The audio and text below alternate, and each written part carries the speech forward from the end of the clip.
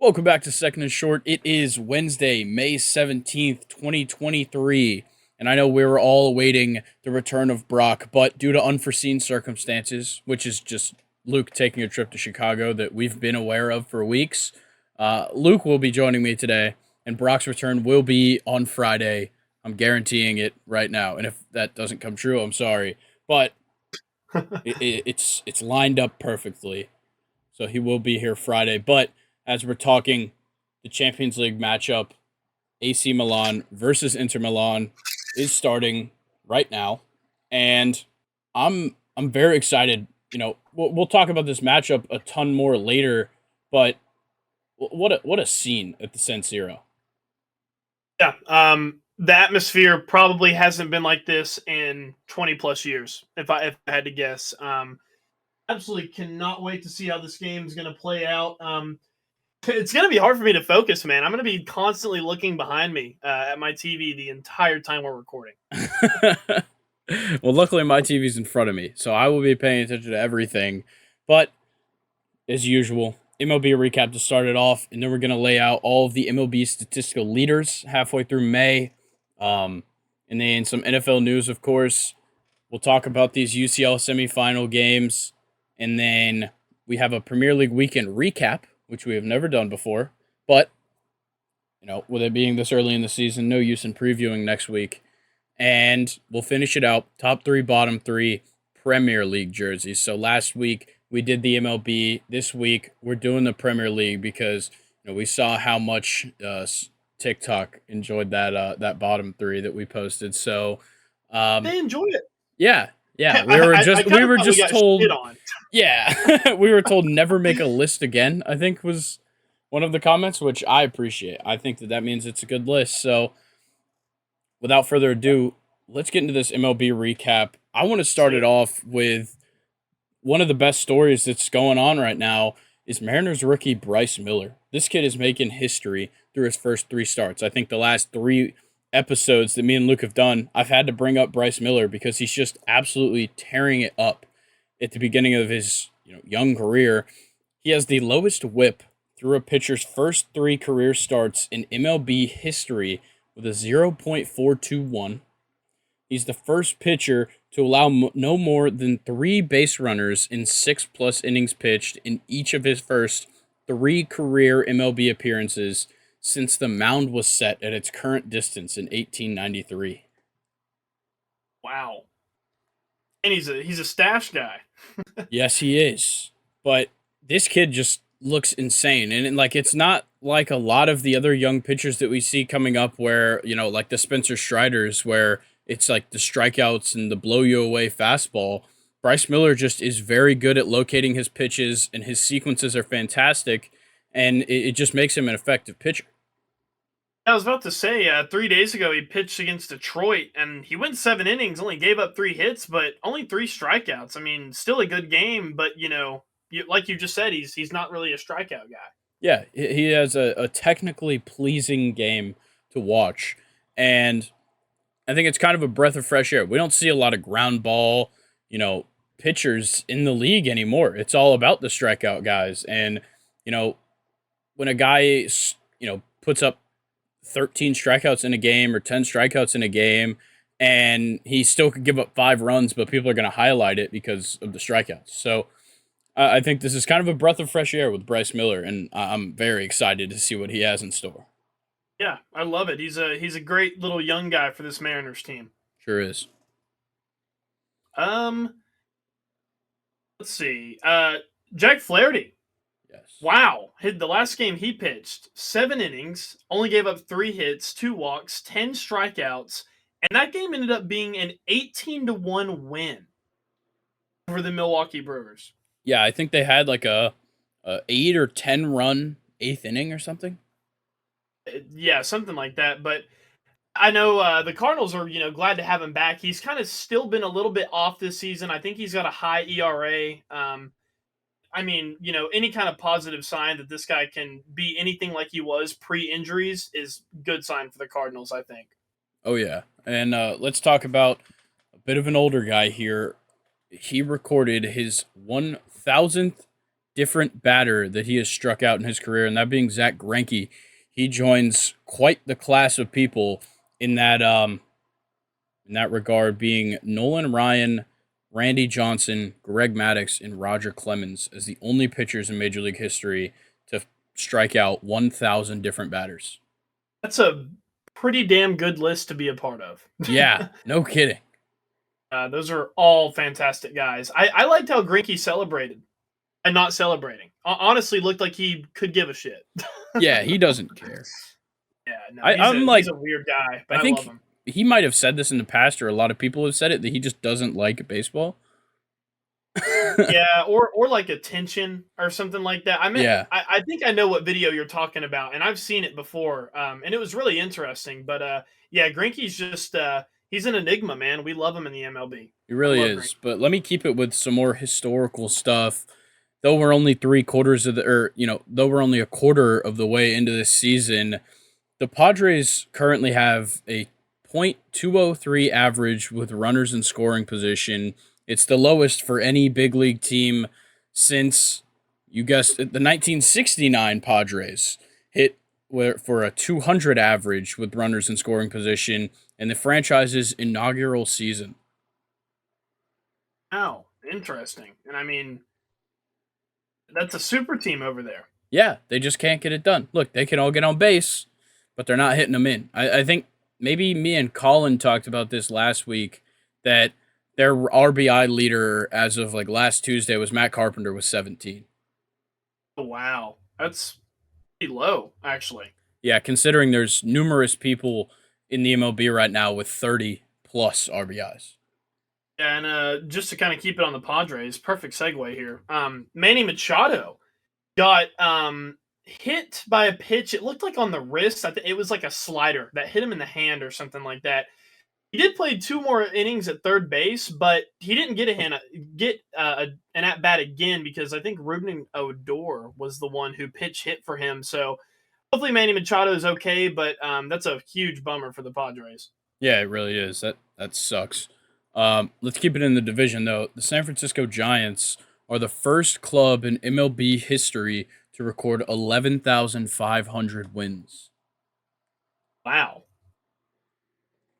That is crazy. And like, yeah, of course, they're one of the original franchises and all of that, but it is amazing to see the success that they've had.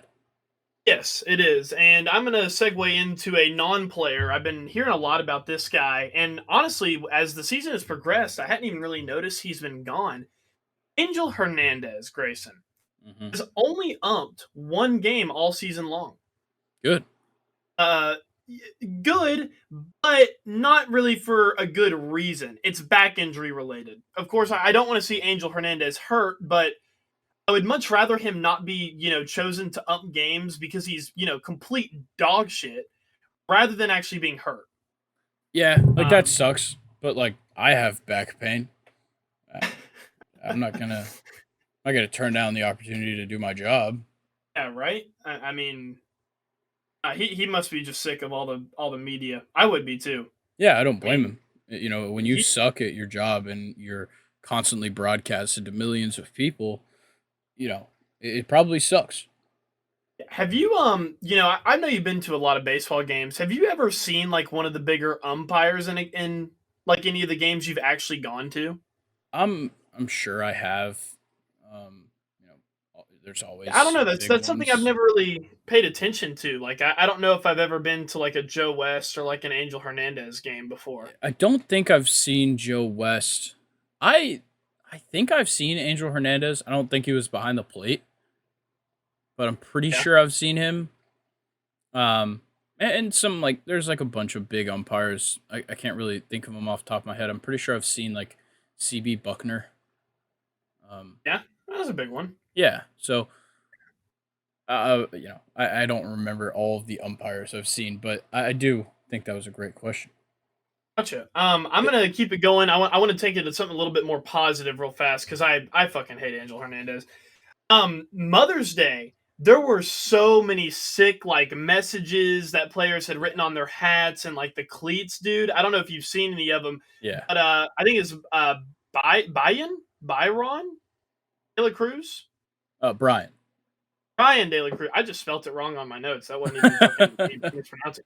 Um, his cleats were absolutely sick. I think that was the one that had like his mother's face on it with like a message. I absolutely loved it. Vladdy had like a cool message written in Sharpie on his hat, and it was just, I don't know, very precious to see. Yeah, All the pink bats were cool. I loved it. yeah, Acuna hitting an absolute dick shot with a pink bat. Um, Love it. I did love the video of Lars Nootbaar in the booth for I think it was Sunday Night Baseball, and they brought his mom on, and she like on like a video call.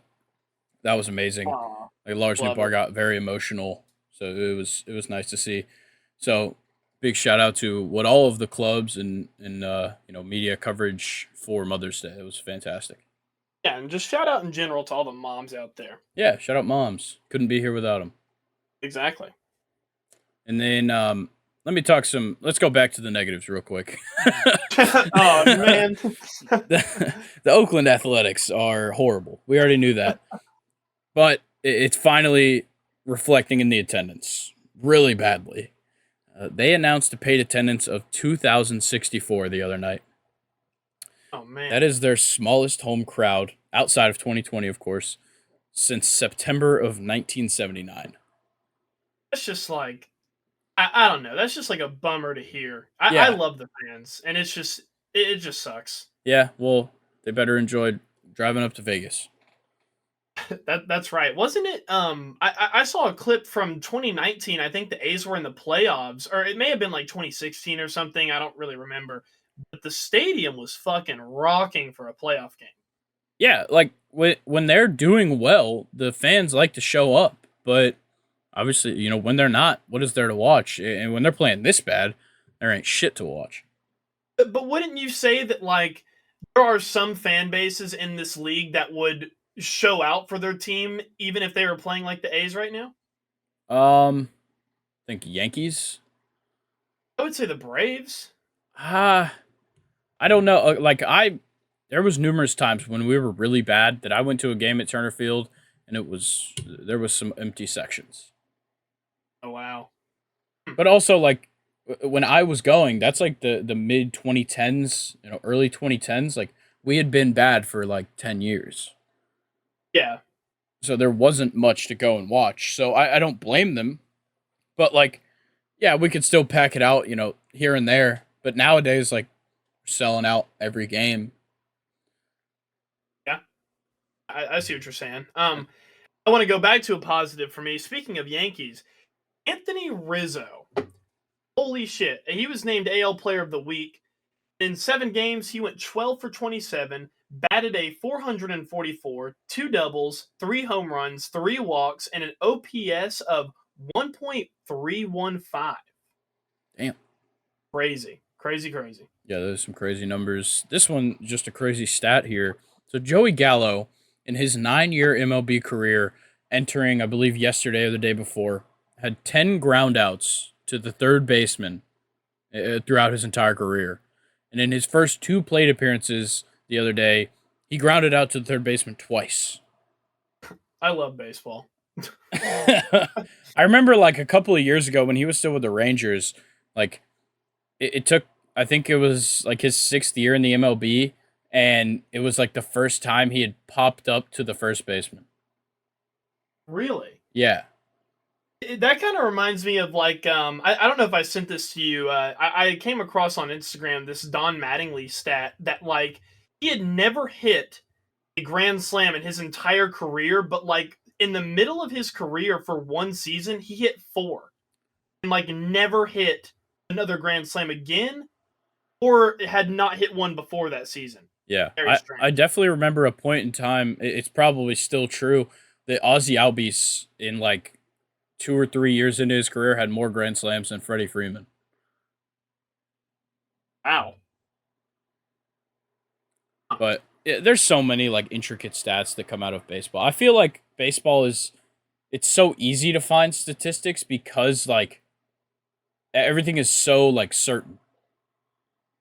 Yeah, Where it's and like it's also like you either hit it or you don't. You got to second or you did. Like it's kind of that fact, or like you got a strikeout or you didn't. Like it's very definitive outcomes. Where in football, like it's hard to make a stat out of like throwing a touchdown because yes, there's a ton of things to factor into it, and I think that that makes it different. But this is a one-on-one sport when you think about it. Yeah, there's nine guys in the field, nine guys hitting, but it's a one-on-one sport between the pitcher and the hitter, and then the hitter and the fielder. Like it's really not that crazy, and I think it makes it very interesting to see like the intricate stats that can be made of that. Yeah, I like that take. So to hop on some more stats, the Braves hit 5 2-run home runs on Monday night against the Rangers in a 12-0 shutout win. Watching that game was ridiculous. Like it seemed like every other inning I was getting a notification on my phone because I was doing some work, so I didn't really get to watch much of it, but it was like this person hit a 2-run homer. This person hit a 2-run homer. And it was like, what the fuck is going on? But meanwhile, while all of these home runs were being scored, Charlie Morton had a vintage showing. 6.2 innings pitched, 7 hits, no earned runs, 1 walk, 10 strikeouts. I was just about to say, I hope you mentioned this guy because, like, obviously the bats kind of outshine Charlie Morton. Charlie Morton's 39 years old? Yeah. What? Yeah. Wow. Okay, sorry I got caught off, but I'm glad you mentioned that because he absolutely showed out against the Rangers. But dang, that sounds like an entertaining game. The ball's flying off the bat. Yeah. And then like we got to see Sandy Leone on the mound.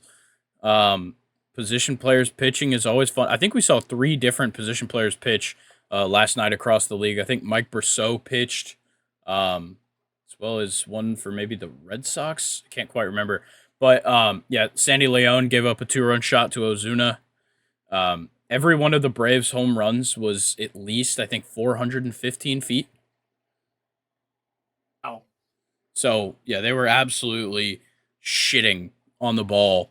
But, yeah, I'm glad to see it because I don't even want to talk about what happened this weekend. yeah. I I was pretty bummed out about that series too. But anyway, on a more positive note, on Monday, Aaron Judge hit 2 homers versus Toronto. That's his 30th multi-homer game. He just passed Alex Rodriguez with that stat. A-Rod Yeah, had 29. I think that puts him 4th all time Either, in the yeah, 4th Yankees. or 5th. Yeah, 4th or can't 5th, yep. can't remember which one it was. But I want to talk about what Shohei did the other night.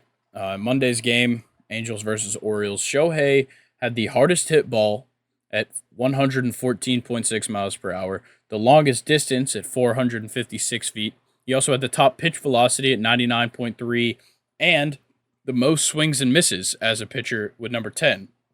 Though he did not have a great game on the mound, that is absolutely insane. Yeah, I mean, we could have a whole episode on this guy. He's just a complete freak of nature. Yeah, and I gotta say, I gotta be honest. He's looked very bad on the mound. I think he's given up like 3+ earned runs in his last 4 starts. But Huh. still, a crazy thing. And once again, he makes history. Becomes the first pitcher to reach base 5 times since Mel Stottlemyre for the Yankees on September 26, 1964. Wow. Did I'm just looking at a picture. I think after the home run, did you see the samurai hat that they put on Shohei's head? Yes. That's pretty cool. Yeah, it's awesome. Wow. Well, that I ran out of my MLB recap. So Yeah, I got a it's all couple you. more things. Zero. So, fun fact here: through May 13th, 4 of the 5 teams in the AL West were above 500 record-wise, but the division as a whole was 10 games below 500 because of the Athletics. Ruin it for everybody else. Yeah, it's fucking. Oh my god, dude! Like I can't understate how bad they are. Yeah, this is a horrible team. But hey, when you give away Sean Murphy and Matt Olson to the same team and watch them, play really well. Yeah, and Matt Chapman to the Blue Jays. Matt Chapman's been another guy too. Yeah. Oh, they're just a bummer franchise right now. They really are. But I got to ask you about this, Luke. Saw Oh, a little suspicious from your boy Aaron Judge. uh-oh. So I don't know if you saw this, but during the game against the Blue Jays.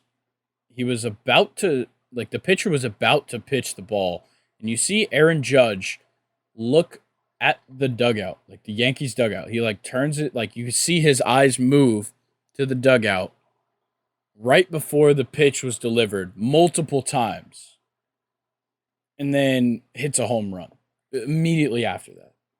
Okay, And go ahead. Sorry. it's just very weird, and like he's been having, like he was also like in the game, like kept talking to the dugout from the on deck circle throughout the night. So that's funny that you brought that up because I hadn't heard about this until I was at the gym today, and I was actually watching the Yankees highlights on the screen, and I noticed that Aaron Judge, like, this is without any knowledge of what had happened, right? I've noticed him look over into the dugout, and I'm like, he kind of seems a little bit unfocused for, to be at bat. Why are you looking at the dugout like that? And then he hit a home run. I was like, is he really that good for him to just like be side eyeing the dugout and then just blast a fucking home run? Or is something else going on? Personally, I got to defend my guy here. Aaron Judge, every interview, he's up there like Jeter, very well spoken, very, leader and team oriented. He does not seem like the guy to tip or to cheat, but it looked pretty fucking fishy. Yeah, it looked really bad. And like he got asked in the press conference right after the game, like in the clubhouse, and he was like, "Oh, there like a lot of yelling coming from the dugout and blah blah blah." And I was like, "Dude, I don't know, man." I mean, maybe something will happen in the future, and we'll have a little bit more of a clear answer. But if this is like a one-time thing for a while, then I think that we can probably just say that we can trust Aaron Judge. But if something continues to be fishy the rest of the season, may have to look back at it. All right, well, I'm just telling you now so that when you see the article from The Athletic after the World Series is over, we're all on the same page. Dude, I'm just going to deny it, no matter how factual it is. It's all right. Hey, Everybody's cheating. Everybody's cheating. Right. But let's talk about the minors and not those ones, the minor leagues. We can expect a few prospects to be coming up.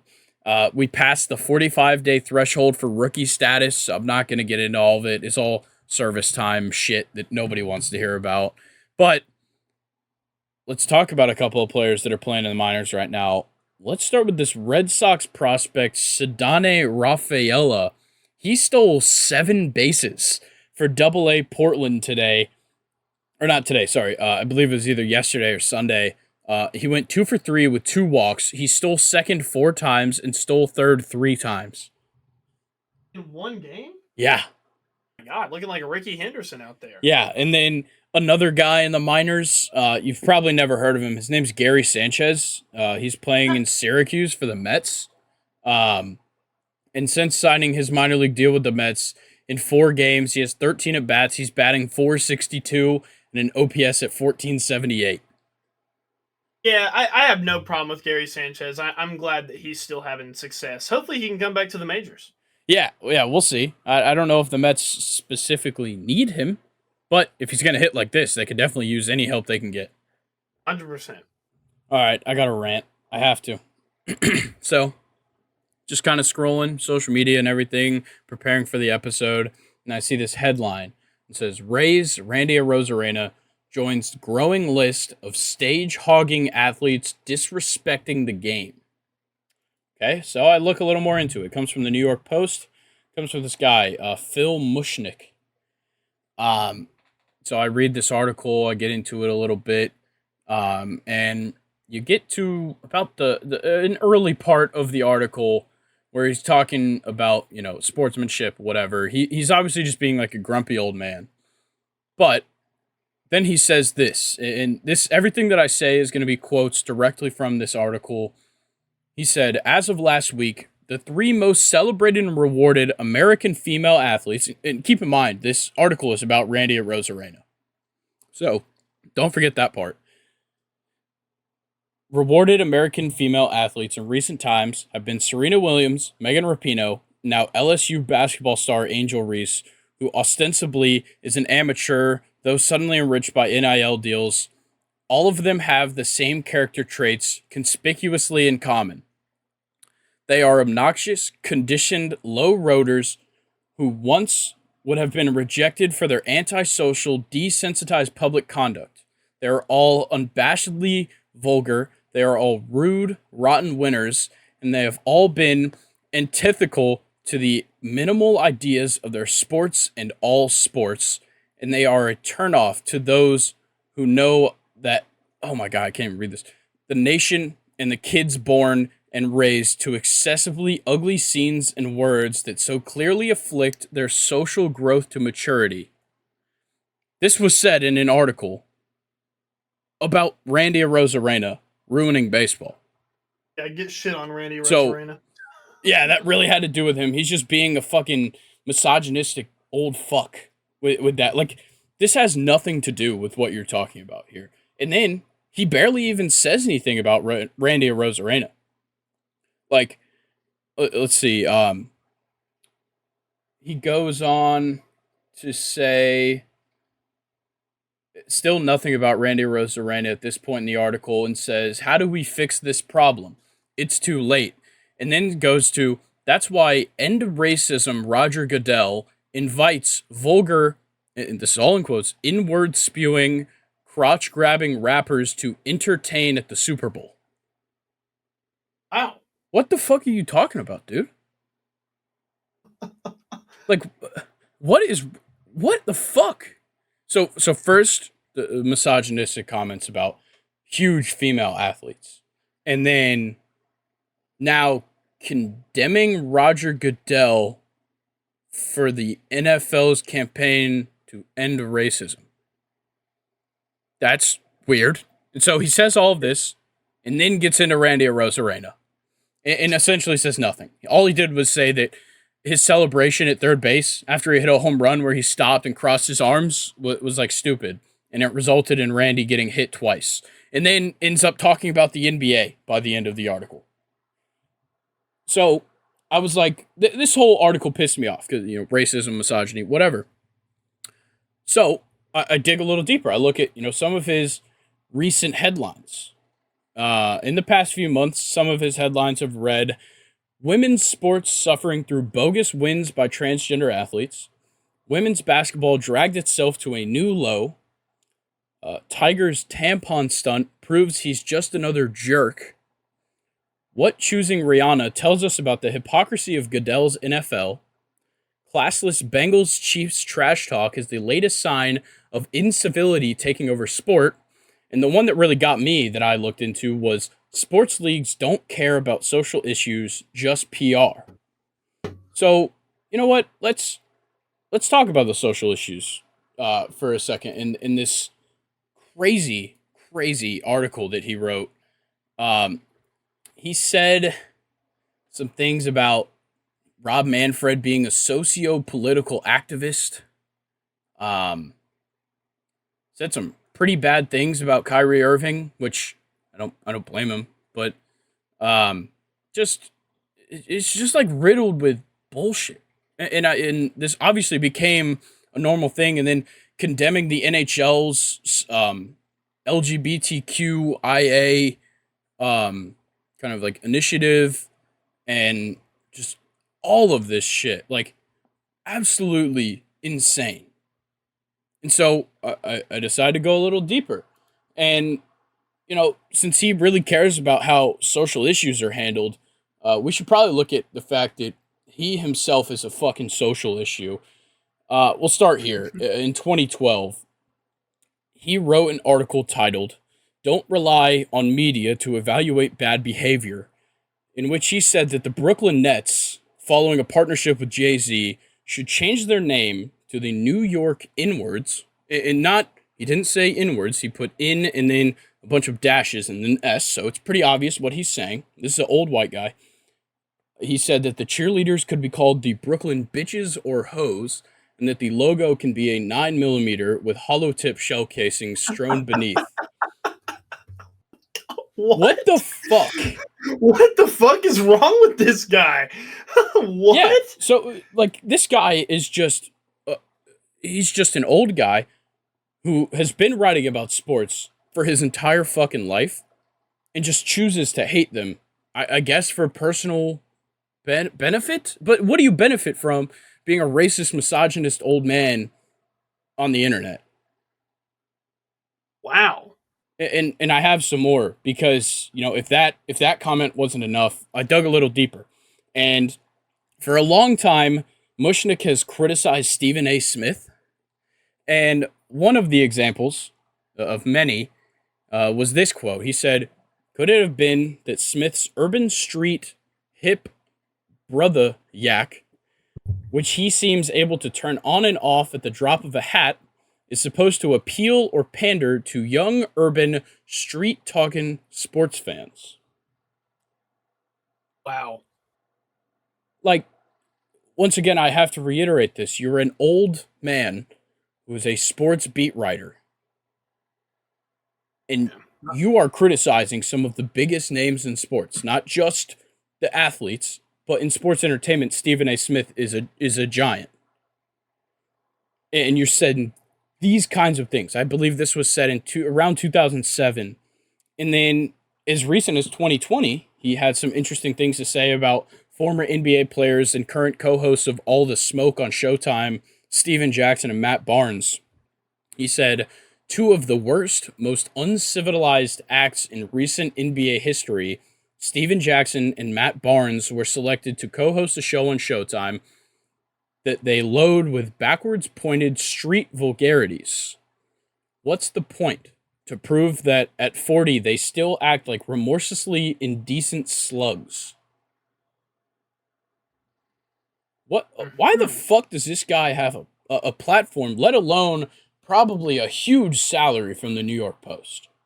Yeah, it doesn't sound like a lot of sports going on with him. No, all he wants to do is condemn the only thing that has him a job. Yeah.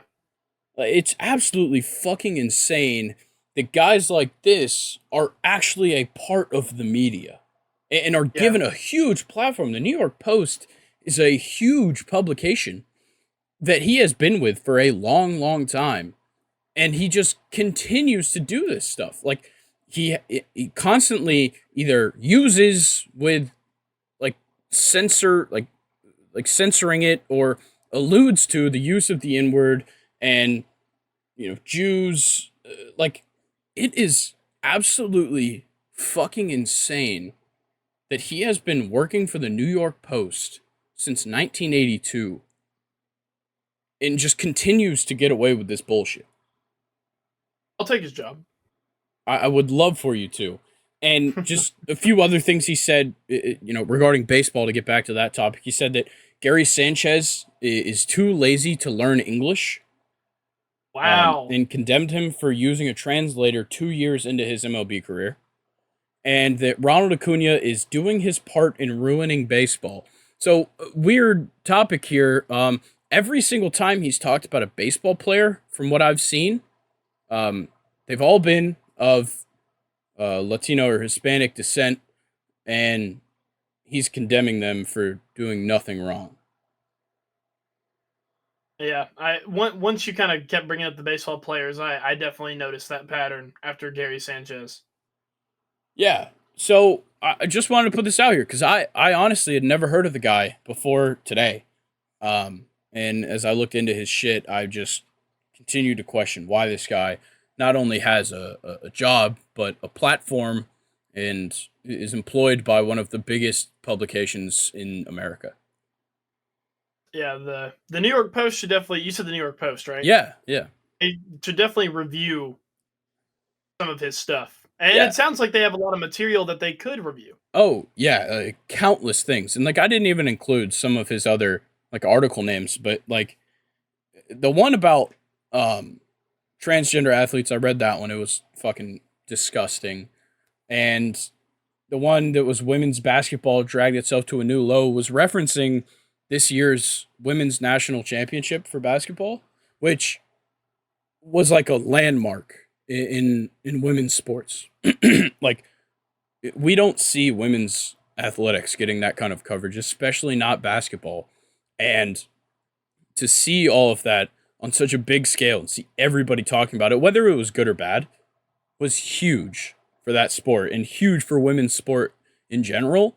And I can't believe that somebody would use that and the excitement. Like, I was much more excited to watch that women's national championship than the men's. I had nothing involved in either, honestly. But what I had seen from Caitlin Clark and what I had seen from that LSU team, including Angel Reese, was nothing short of amazing.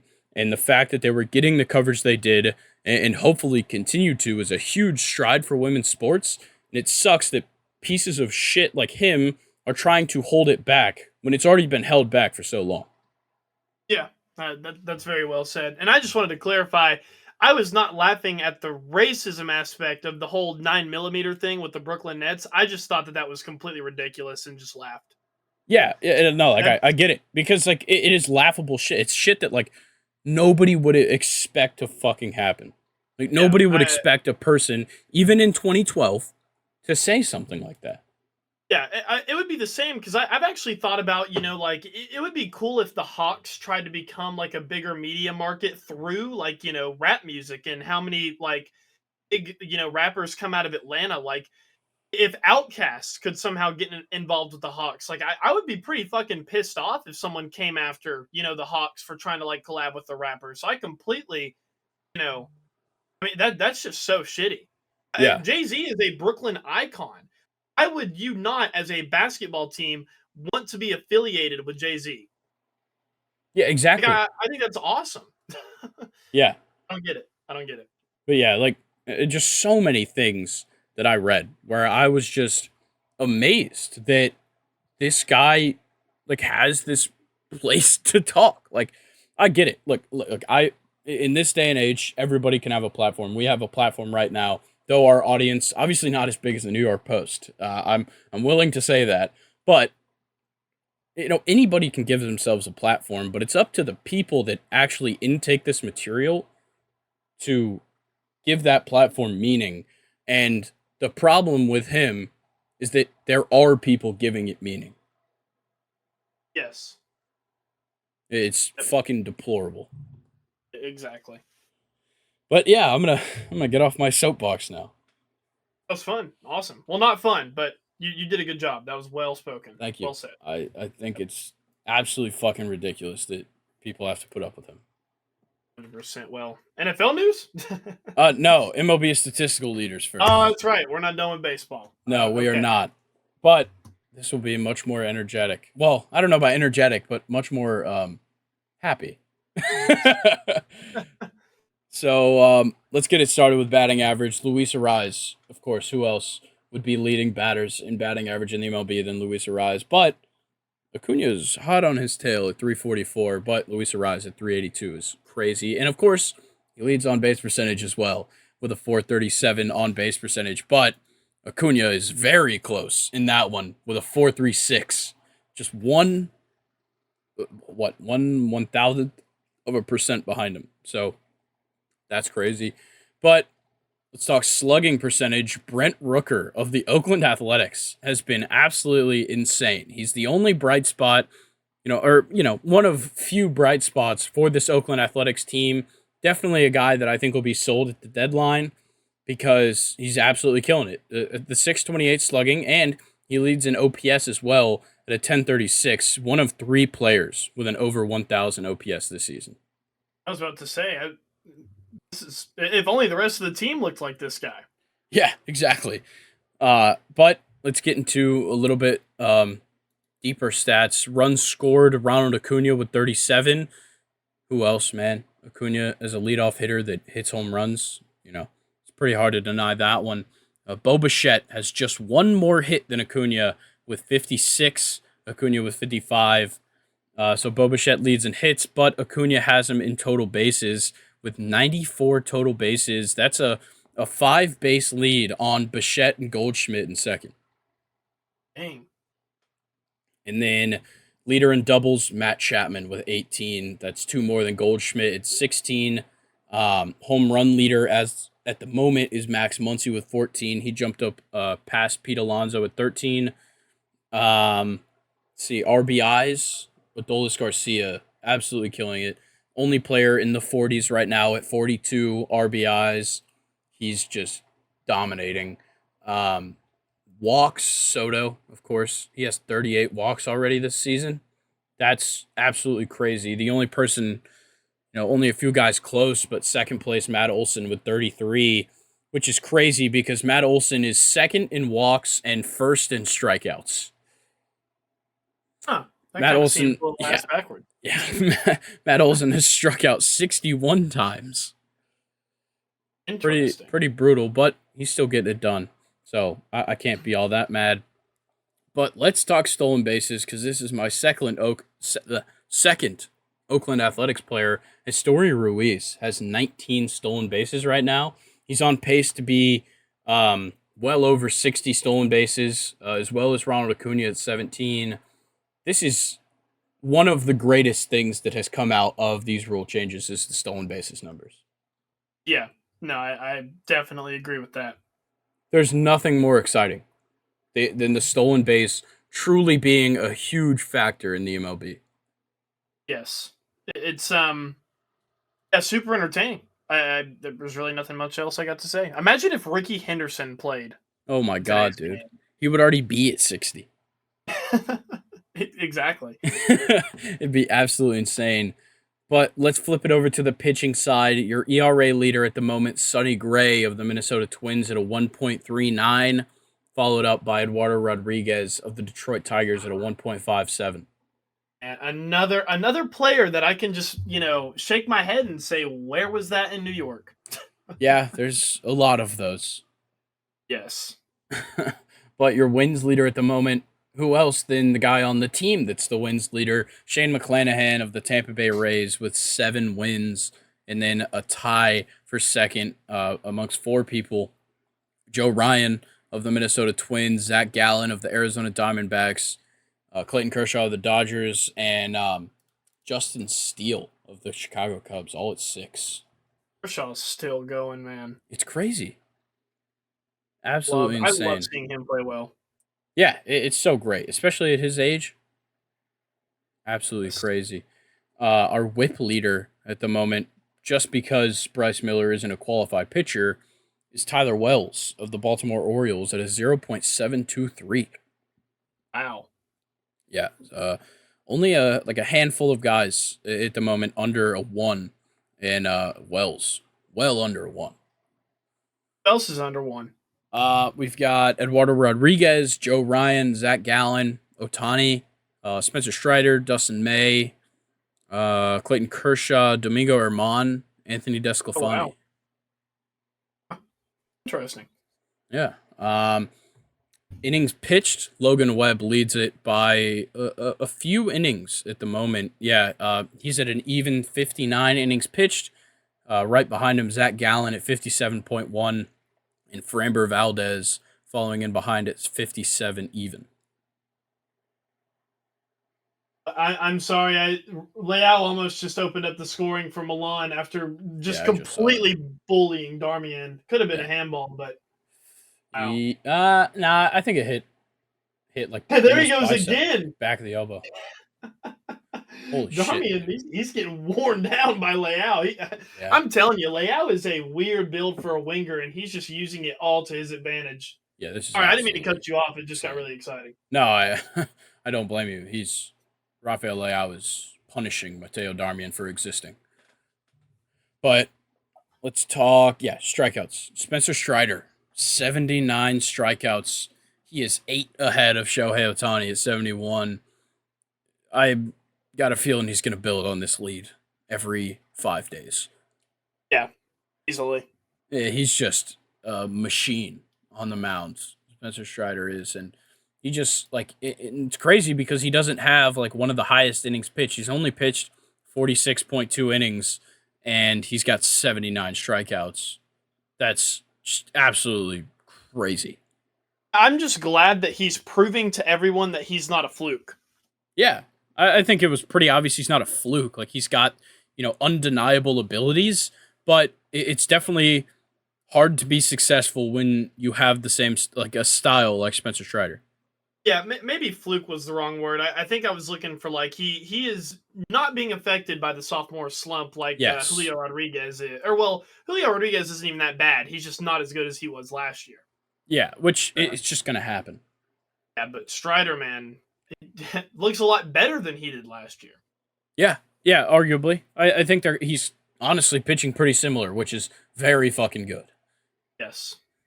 Um, let's talk saves. Of course, Emmanuel Clase. How could he not be the saves leader at the moment with 14? That's 3 ahead of Josh Hader in second place. That is wild. Is Clase gonna be the one to take down Mariano Rivera, or is it gonna take more young He closers? he definitely could because he is very young. He is 25. 25 years old right now, and in his career, he's already got 81 saves. So he'll most definitely be at 100 by the end of this season. I'd be confident to say that. I think he'll push 40, but man, this is he definitely could. I think he needs to stay on a team that is going to consistently win games. That's a big part Yeah. of getting saves. So, you know, if the Guardians isn't working out a few years down the road, he might need to get the hell out of there. Yeah, and I think another thing is staying healthy and making sure that he can have a really long career. Because I think if you're going to beat Mo, you got to be, I mean, still the starting closer at like what, 41, 42, Yeah, maybe? you need longevity. So, yeah. And obviously, longevity is, I think longevity is a very underrated thing among all sports all across the world. But yeah, to beat Mo, you're going to need to be pitching still effectively into early 40s, I think. So, but Emmanuel Clase, he looks like he could do it.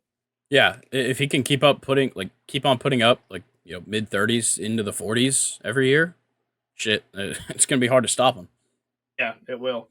And then let's talk WAR. So for position players, Ronald Acuna easily leads 2.8 WAR, absolutely insane. Second place, Marcus Simeon at 2.6. Because I don't really know how to categorize Shohei Ohtani.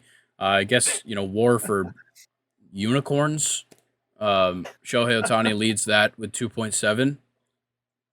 Huh. It's so hard because like he's not up there for pitchers. It's primarily his hitting that's getting him WAR, but the pitching is obviously adding to it. So that's he's just an animal. But WAR for pitchers, the leader Eduardo Rodriguez, 2.5, just behind him, 2.4. Jeez, I'm absolutely. Ugh, I just had a brain fart. Alex Cobb, the San Francisco Giants. I don't know what just happened to me. He's at 2.4, 2.3 for Sonny Gray, and 2.2 for Garrett Cole. All of them very close, and I have a feeling it'll stay close for a lot of the season up there at the top. But yeah, that rounds out the statistical leaders. Any other stats that you want to hear the leader for? Um, who's getting like assists and putouts? Ooh, that's a tough one. Let me see if Baseball Reference has that on here. Yeah, and I'll just kind of keep talking. Really, really cool that Alex Cobb is still up there. I had to look him up to make sure. But yeah, it is the Alex Cobb like that's been playing for a long time. So the leader in putouts right now with Jeiichiro Muto of the Philadelphia Phillies. Okay. And Gotcha. then it's mainly going to be catchers and first baseman. So More action. yeah, Yeah. Nate Lowe of the Texas Rangers in second, Matt Olson in third, Jake Cronenworth in fourth, and Martin Maldonado in fifth. So that makes Real quick, sense. is there who's the first non-catcher first baseman on the list? It'll be Nate Lowe in second place Okay. for the Rangers. Gotcha. And then assists, Tyro Estrada of the San Francisco Giants has 111. Let's see. Let's look for outfield assists. Do they not have outfield assists on here? Come on, guys. Okay, so I can get assists by position, but not just outfield, I don't think. So, oh, here we go. Nick Castellanos, leading in assists as an outfielder with 6. Let's see. Adolis Garcia, Ronald Acuna, and Will Brennan are tied with 5 for second place. Gotcha. Let's look at defensive war. I wonder if they have that on here. They don't. Damn. Okay, whatever. You ready to move on to the NFL news? Let's do it. All right. Let's start it off here because hopefully this is one of the last times we've got to talk about it. But it looks like the Commanders' sale is finally reaching its true conclusion. So the Commanders and the partnership led by Josh Harris have entered into a purchase and sale agreement. It was jointly announced on Friday. Purchase and sale agreement calls for Josh Harris and the partners to acquire the Commanders from the Snyder family. The agreement is subject to NFL approval as well as the satisfaction of customary closing conditions. So we're definitely eyeing it to happen within the next couple of weeks. It'll be officially official that Josh Harris and his group will own the Washington Commanders. I'm kind of surprised that the Snyder family isn't trying to drag things down as they kind of fall here. It actually seems to be a pretty kind of quiet and peaceful transition, which is very good. But I don't think we should stop here after the Commanders are bought and the Snyder family's out. I think it's time to have an investigation and press some charges. Yeah, certainly. And I'm So, sure they're being investigated right now. As yeah. we're speaking, there's probably Probably. people from the NFL investigating this, but it's such an interesting thing. I think if Dan Snyder's smart, he does this as fast as possible, gets his gets his ass out of here, goes like Morocco or somewhere where they like the U.S. government can't come and get you. Yeah. Epstein Island. Uh, actually, no, that just got bought. Oh, really? Yeah, it got bought. I think they're trying to turn it into like a amusement resort. Not where I want to take my Strange. kids. Yeah, I'm not going to be bringing my kids to that one either. Yeah, that's a bad spot. Bad Yeah, spot to take terrible. your kids. But Morocco, I believe you can go there, and the U.S. government cannot go and get you from Morocco.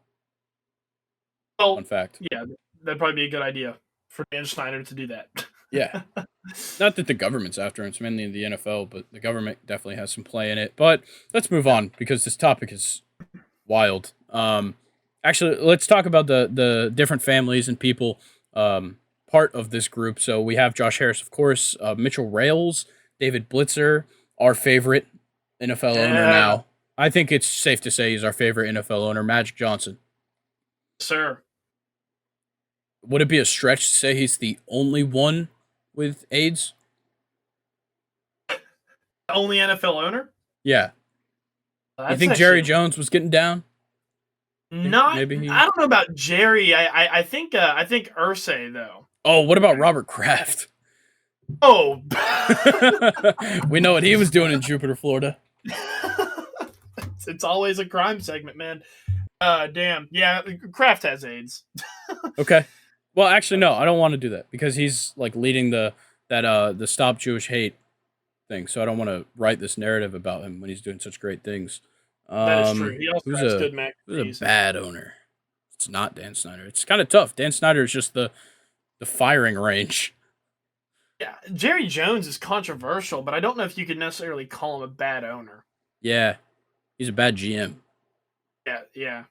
All right, let's continue. This is we don't need to speculate on what NFL owners have AIDS. So, Mark I don't know, Lee Ainsley, Eric Holloman, Michael Lee, Mitchell Morgan and family, Santo Domingo family, Michael Shapiro, Eric Schmidt, Andy Snyder, and others. I did make sure to look it up. Andy Snyder, not related to Dan and Tanya Snyder, Very good. Very good. though they do have the same last name. So who's going to be like the? Okay, so I just had to read the first sentence to find my answer. So the group will be led by Josh Harris. So Yes, he Josh is like Harris is technically the majority owner. okay. Um, Dang, we can't switch that to Magic. Is it too nah, late? I don't think Magic's got that kind of money. Got to be honest. I got a feeling Josh Harris is Yeah, putting up like his own billion. Everybody else just contributed a little bit.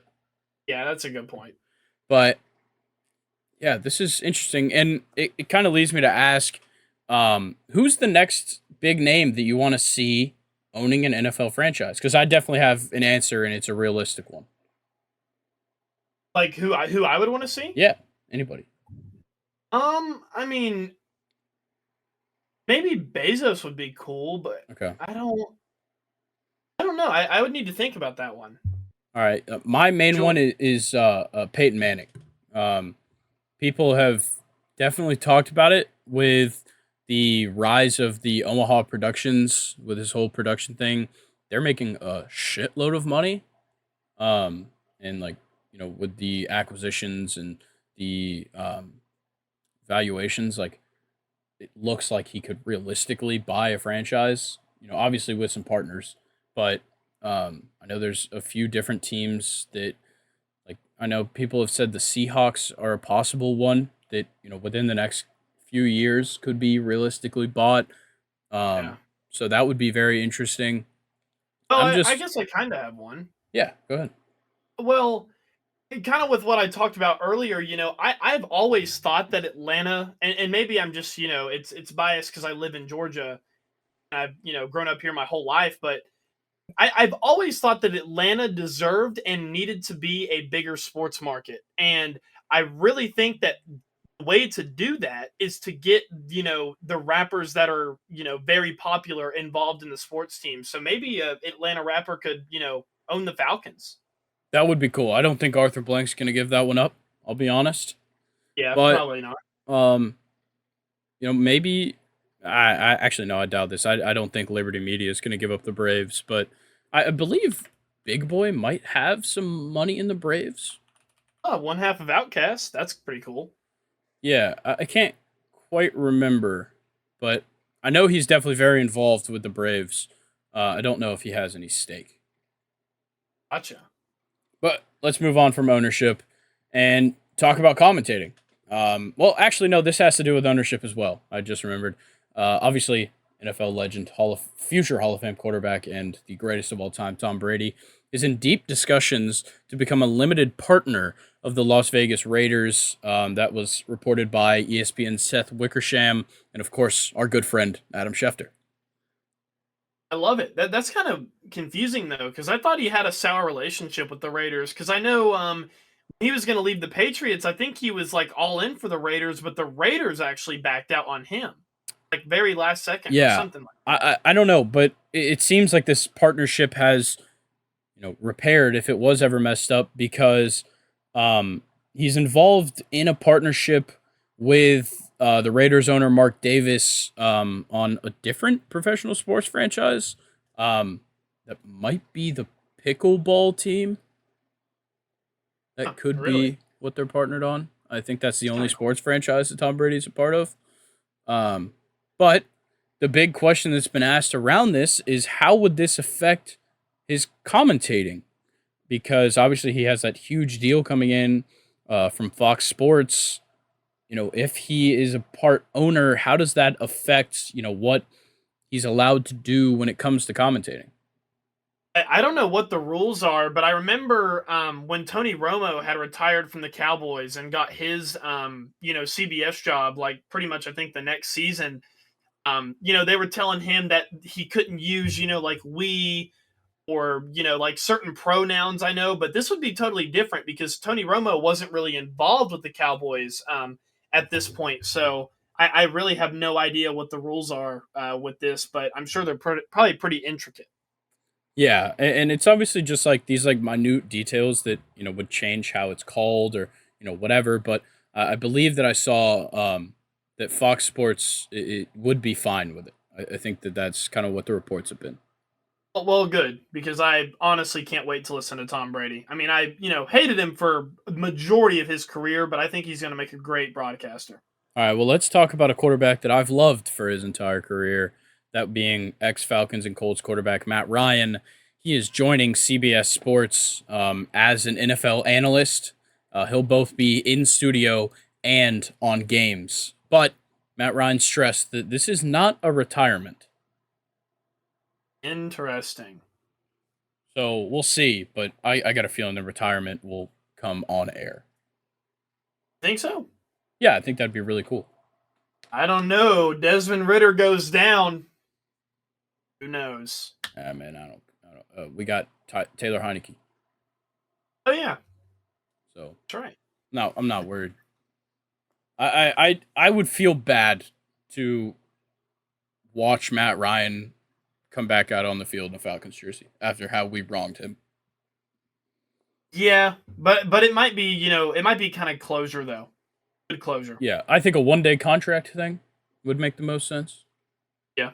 But it's not up to me. I'm not Terry Fontenot and Arthur Blank, so I don't make decisions for the Falcons. But if I could, that's what I'd do. I like it.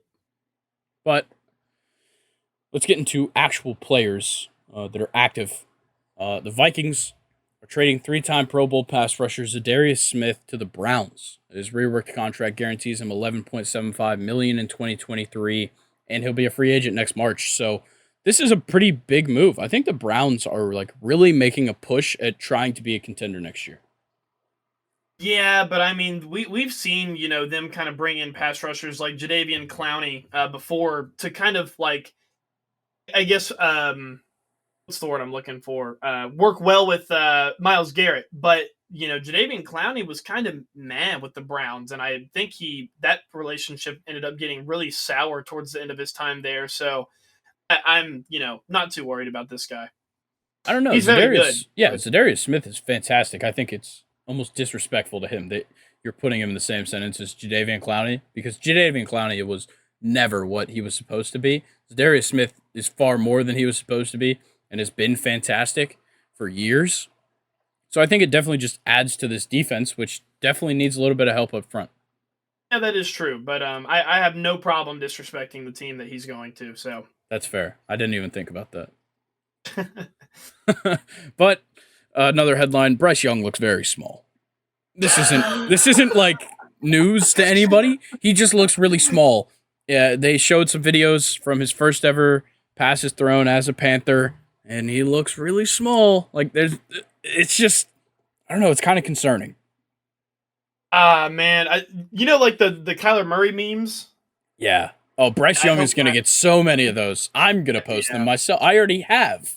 I've already done it on a thumbnail where I made him super small. So trust that Falcons, Panthers, week 1, if we get the win, you will see a little Bryce Young on Second and Short's Instagram. Oh man, I love it. What the clip that I saw was, I think, of rookie minicamp, and like all the linemen were in their stance, and then they all stood up, and Bryce Young just was gone. Yeah, he's so small. He's so whittle. Oh man, he's an itty bitty little guy. Whittle-wee whittle? What? He's a whittle-wee whittle? Yes, he's a whittle-wee whittle. Another thing from rookie minicamps: Falcons running back Bijan Robinson is very excited with his place in Arthur Smith's offense. He said that he uses me everywhere, and this is what I wanted to see out of Bijan Robinson. This is what, like usage-wise, that's what I want to see with him in this offense. Don't just make him a primary running back. He can do everything. Let him do it. Yeah, let him do everything, because you have Algier and you still have Cordell Patterson behind him. I really like... Oh, go ahead. Oh, I was going to say, Cordell Patterson also does everything. So with both of them and Algier, shit, you could have 3 running backs on the field at the same time, and 2 of them could be lined up at wide receiver. Exactly. And I think, what it comes down to is, obviously on draft night, during our draft episode when we were reacting live, I really did not like this pick. Maybe a little bit because of, I really wanted Jalen Carter to go to the Falcons, and that was my, prediction with our mock draft that we did. But, Bijan, he's the kind of talent that, like, no matter what your team has at that position, no matter what your team has at that position, with the Falcons having Algier and Cordell Patterson, Bijan Robinson is still a fantastic pick for them. And, just like with what Arthur Smith has said, with what Bijan has said, he uses me everywhere. Good. Use the fuck out of Bijan Robinson, because you have 2 guys that are going to be on the bench 100% ready to go out whenever you need them. So I'm all for, Bijan being everywhere at all times. Make him tired. Use the fuck out of him. This is some breaking news, kind of. This came out today. I'm just now seeing it. Jackson Mahomes is now being accused of grabbing a woman by the throat, forcibly kissing her 3 times during the alleged assault, and then trying to get out of it by offering to help her business. So obviously he got arrested and charged with 3 counts of aggravated sexual battery.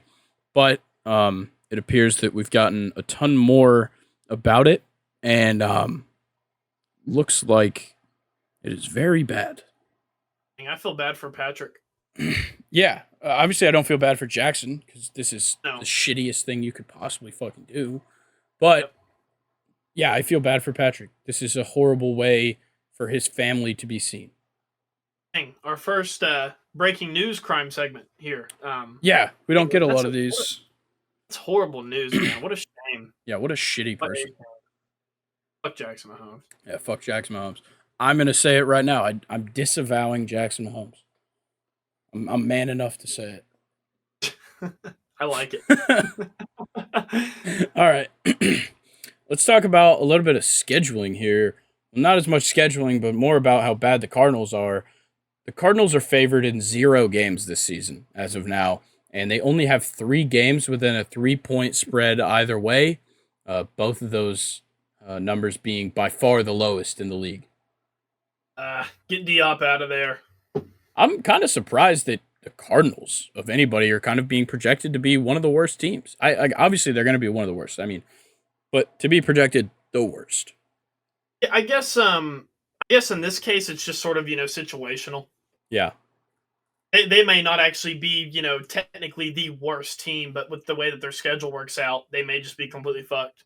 Yeah, and I'd say like in their division, it's like almost a guaranteed 6 losses. Oh yeah. Well, I don't know. The Rams. Yeah, but with Stafford and Cup and Donald all back, Yeah, that's true. we'll see. But yeah, the numbers don't look good for the Cardinals. Not at all. Dan Campbell, not mincing any words, he said that rookie Jack Campbell should play right away alongside Alex Anzalone. He's one of the few linebackers in the draft we thought we could get it, or we thought who could get it pretty quickly, and it appears Dan Campbell's pretty happy with his second of first round draft picks, Jack Campbell. Awesome. Yeah, it's fantastic to see because especially with like at the linebacker position, it's very hard. It's a hard position to play, and the fact that they already have this much trust in him, and we're only through a couple of days of rookie minicamp. Like we haven't seen much, but obviously Dan Campbell's seen enough from Jack Campbell to know that he's going to be on the field. Yeah, and Dan Campbell, I'm sure is a great judge of talent, and that's pretty high praise there. Yeah, definitely. From a guy that said he's going to bite his opponent's kneecaps, I'd be pretty happy to be on his good side. Yeah, I'd be happy to be playing for him rather than against him. Yeah, I'd like to keep my kneecaps intact. I'll say it. Yep. But Me too. let's talk about Quinnen Williams. Just more and more drama coming out of this contract situation. He's trying to get a new contract. It's pretty obvious. He deserves money. I get it. The Jets need to pay him, and that's non-negotiable. They need to pay him, and as of right now, Quinnen Williams has removed the Jets from his Twitter bio. Obviously, people love to talk about this and be like, well, he's obviously leaving. This is just like semantics. It's just like a little bit of bullshit to, push him a little bit. Make the people push the Jets. I love Quinnen Williams so much, but I can't stand it when players do this. Deontay Johnson has done it to the Steelers, it feels like, every single offseason. And it's like, yeah, I know you're coming back. The only thing that you're doing is stirring up the fans. The team probably does not give a shit whether you follow them or not. Yeah, exactly. Or have And them like, in your bio. So, well, you guys have dealt with the worst of this kind of effort, which was Le'Veon Bell. yeah, we definitely have. So you guys are pretty used to it. Just like, getting mad at your team for not giving you a contract is one thing, but like, I don't know, like the whole social media thing of, unfollowing and following and removing from a bio, to me, it's just more like it affects the fans more than it does like what they're actually trying to do, in my opinion. So I'm not really a fan, but I love Quinnen Williams. Yeah, I do love Quinnen Williams. Let's talk about the Chicago Bears. Their general manager, Ryan Poles, said that Justin Fields was involved in the draft process for the Bears. Poles said about Fields that I want my quarterback part of the process. I told them what we were going to do, and that relationship is important. I love that. I think that, that probably attributed to them taking Darnell Wright. because some people really didn't have him going up that high. And, the Bears definitely needed an offensive line, but with his quarterback, in the room, I think that definitely helped push them to prioritize him. Yeah, I mean, I just you kind of got to treat your star guys or the guys that you're building around as the wife, happy life. Yeah, Let them be involved, let them have an input, let them have a say, and if they're comfortable, then everybody else should be pretty comfortable. exactly. I only put this in here because I wanted to hear what you have to say about him. Mason Rudolph is re-signing with the Steelers. Love it. Okay. He has more Brain experience injuries? with the Steelers, plenty of that. He has more experience with the Steelers than all the other guys combined. Probably he's almost started a full season for us. He's dog shit, but I mean, bringing back guys like him, especially when they're cheap, it's all good for competition, and he can help out the young guys. Yeah, I think you're right. I like it. I like it.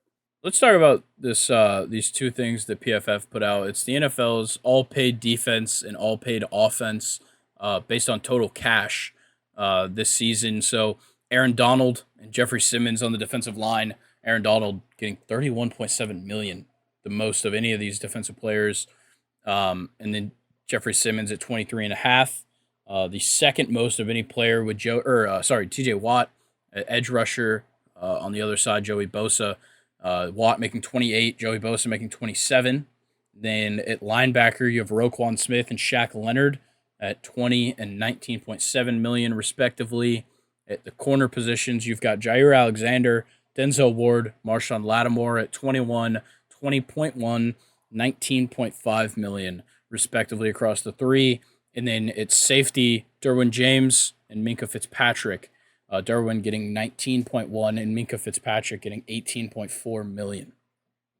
Gotcha. Would you like me to read the offense? Yeah, feel free.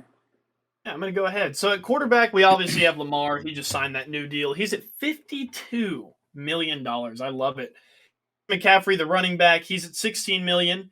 Tyreek Hill, Devontae Adams, and DeAndre Hopkins are your three wide receivers. Tyreek is making 30, Devontae Adams is making 28, and DeAndre Hopkins is at 27.3. Tight end is Darren Waller at 17.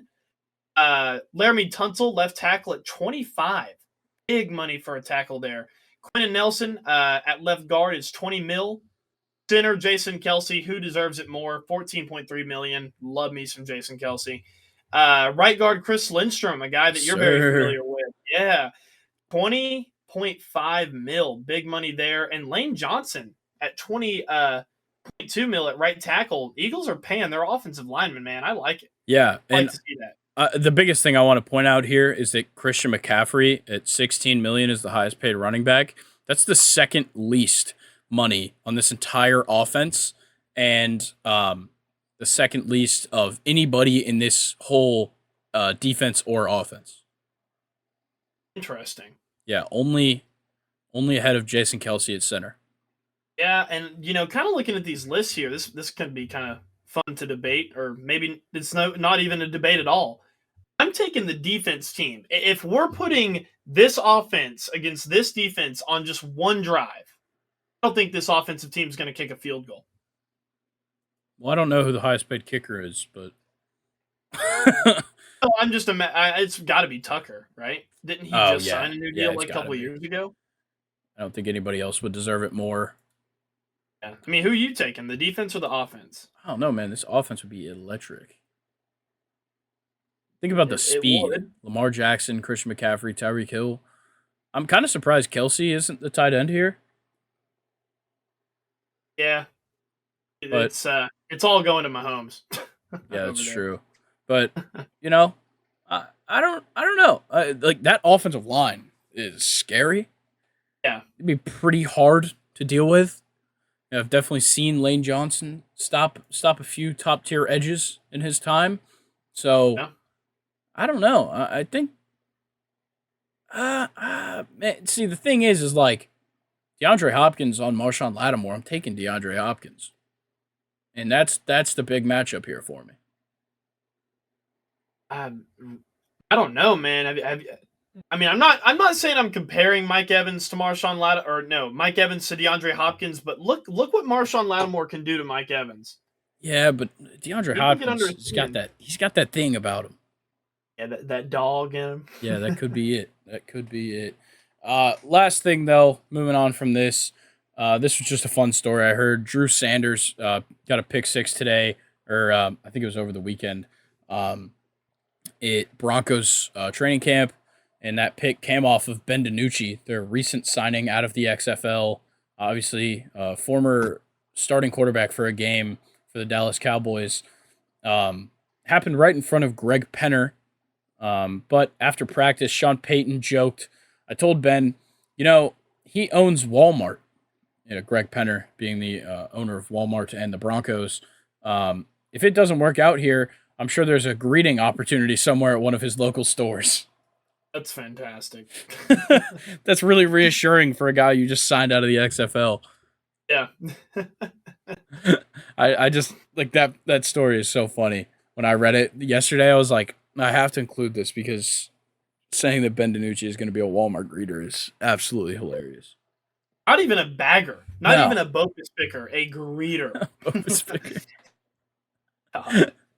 All right, let's talk UCL semifinals. So we've kind of haven't really had much to say about this match so far. They're back from the half. It's the 52nd minute as we speak.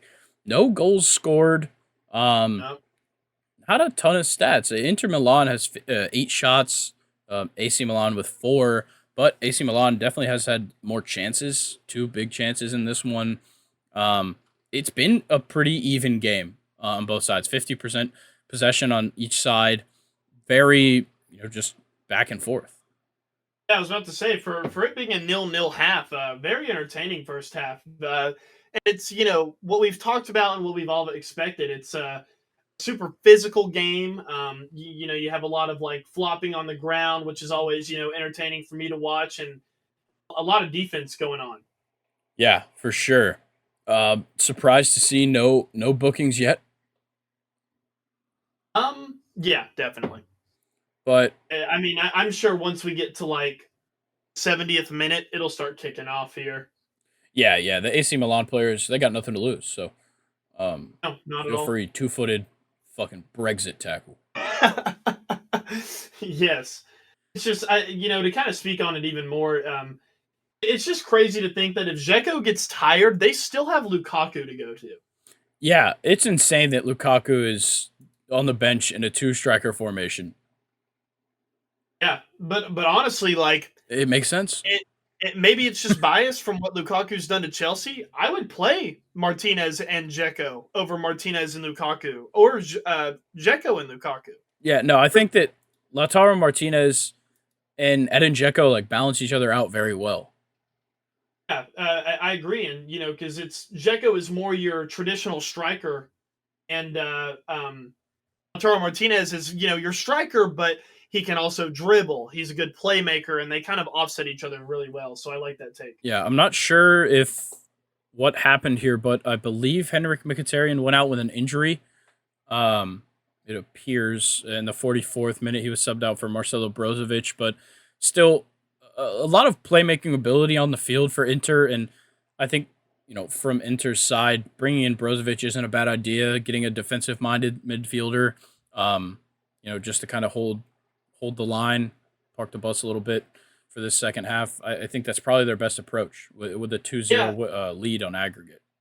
and another thing that I've noticed with Inter, and I was kind of talking about this pregame, is your wingbacks of Darmian and Dumfries are elite at almost everything they do. They're good at tracking back and playing defense, but even better, Darmian I think is their Champions League assist leader, which is insane, and it's all because of his crossing ability from that wingback position. It's just Inter, they may not have the best team on paper. Like they're not going to be, as good as Manchester City or Real Madrid if you're just looking at the lineups and the teams. But Inter have a really good setup and a lot of good players that fill their position very well. Okay, so I think you meant Federico DeMarco at wingback. Darmian's playing like right center back in the 5 at the back. Oh, okay. So Gotcha. DeMarco's playing left wing back, left mid, and Dumfries on the right. Gotcha. Oh, first yellow card. Oh, yep, there it is. Y'all? Who'd that go to? Y'all? Yeah, that's a yellow card every time. Yeah, that tackle's a yellow, easy. Hey, But Lautaro Martinez is captain of Inter? yes, he is. Wow. Shout out Lautaro Martinez. That's pretty impressive. He's been there for a handful of years now. Yeah, but I mean, he's still young though. Yeah, yeah. What he's 25, Yeah, so it's awesome to not bad. see. Um, so just kind of ideas here, being in the 56th minute. How do we see this one ending? It's it's not looking good for AC Milan because in my notes here, I kind of thought okay, so the plan was to record at 2:30, right? Yep. We ended up recording after the game started, and what I would have said if we made it to this segment before is that AC Milan really they needed to start out how Inter started out in the first leg, and they needed to at least get one goal within the first like 25 minutes of the game, which I know is a lot to ask for. But I feel like once you're only one goal down, you can kind of rest and sit for most of the game and play your brand of soccer. You're not having to attack and play kind of like abnormally. But it looks like the game has just kind of been fast but slow. I guess if that makes sense. Yeah. Yeah, to go back to your question though, I think it's really not looking good for AC Milan because I would have liked to have seen them score really early on, at least one goal. Yeah, it would have been a huge help. And I think the problem right now with how AC Milan is playing is that Inter is meeting them in the midfield, and AC Milan needs to get things going in the final third. But Inter is playing fantastically in the midfield, and it's making it very hard to get past them. Yeah, yeah, very much so. So, we'll see how this one goes. We might get a final by the time we're wrapped up here, but we'll see. And let's talk Man City versus Real Madrid. It'll be playing today as you're listening, but tomorrow as we're talking about it. And I think that this one, we talked about it a little bit last week, but now, a day out, we have kind of our final thoughts here. I'm very excited for this matchup, first of all, but as well as that, um, this is huge. I personally think that the winner of the Champions League is decided in this match. Um, I'm kind of in that boat just with how these two teams have been, but having it 1-1 on aggregate really makes this an exciting match. 100%. And actually, for this, I have a quote from Carlos Ancelotti going into this game, and he said, "Today I'm very calm, excited, and with a lot of faith. Tomorrow, as I know, is a day of worry, bad thoughts. Holland is going to score. De Bruyne is going to shoot from outside the box. But you have to think positive things. Vinicius is going to dribble, and Kareem is going to score in the box."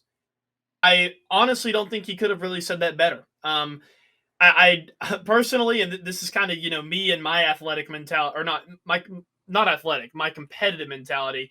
I don't like Ancelotti saying that he's worried and like the bad thoughts. I would have liked for him to leave out that, but Holland will probably score.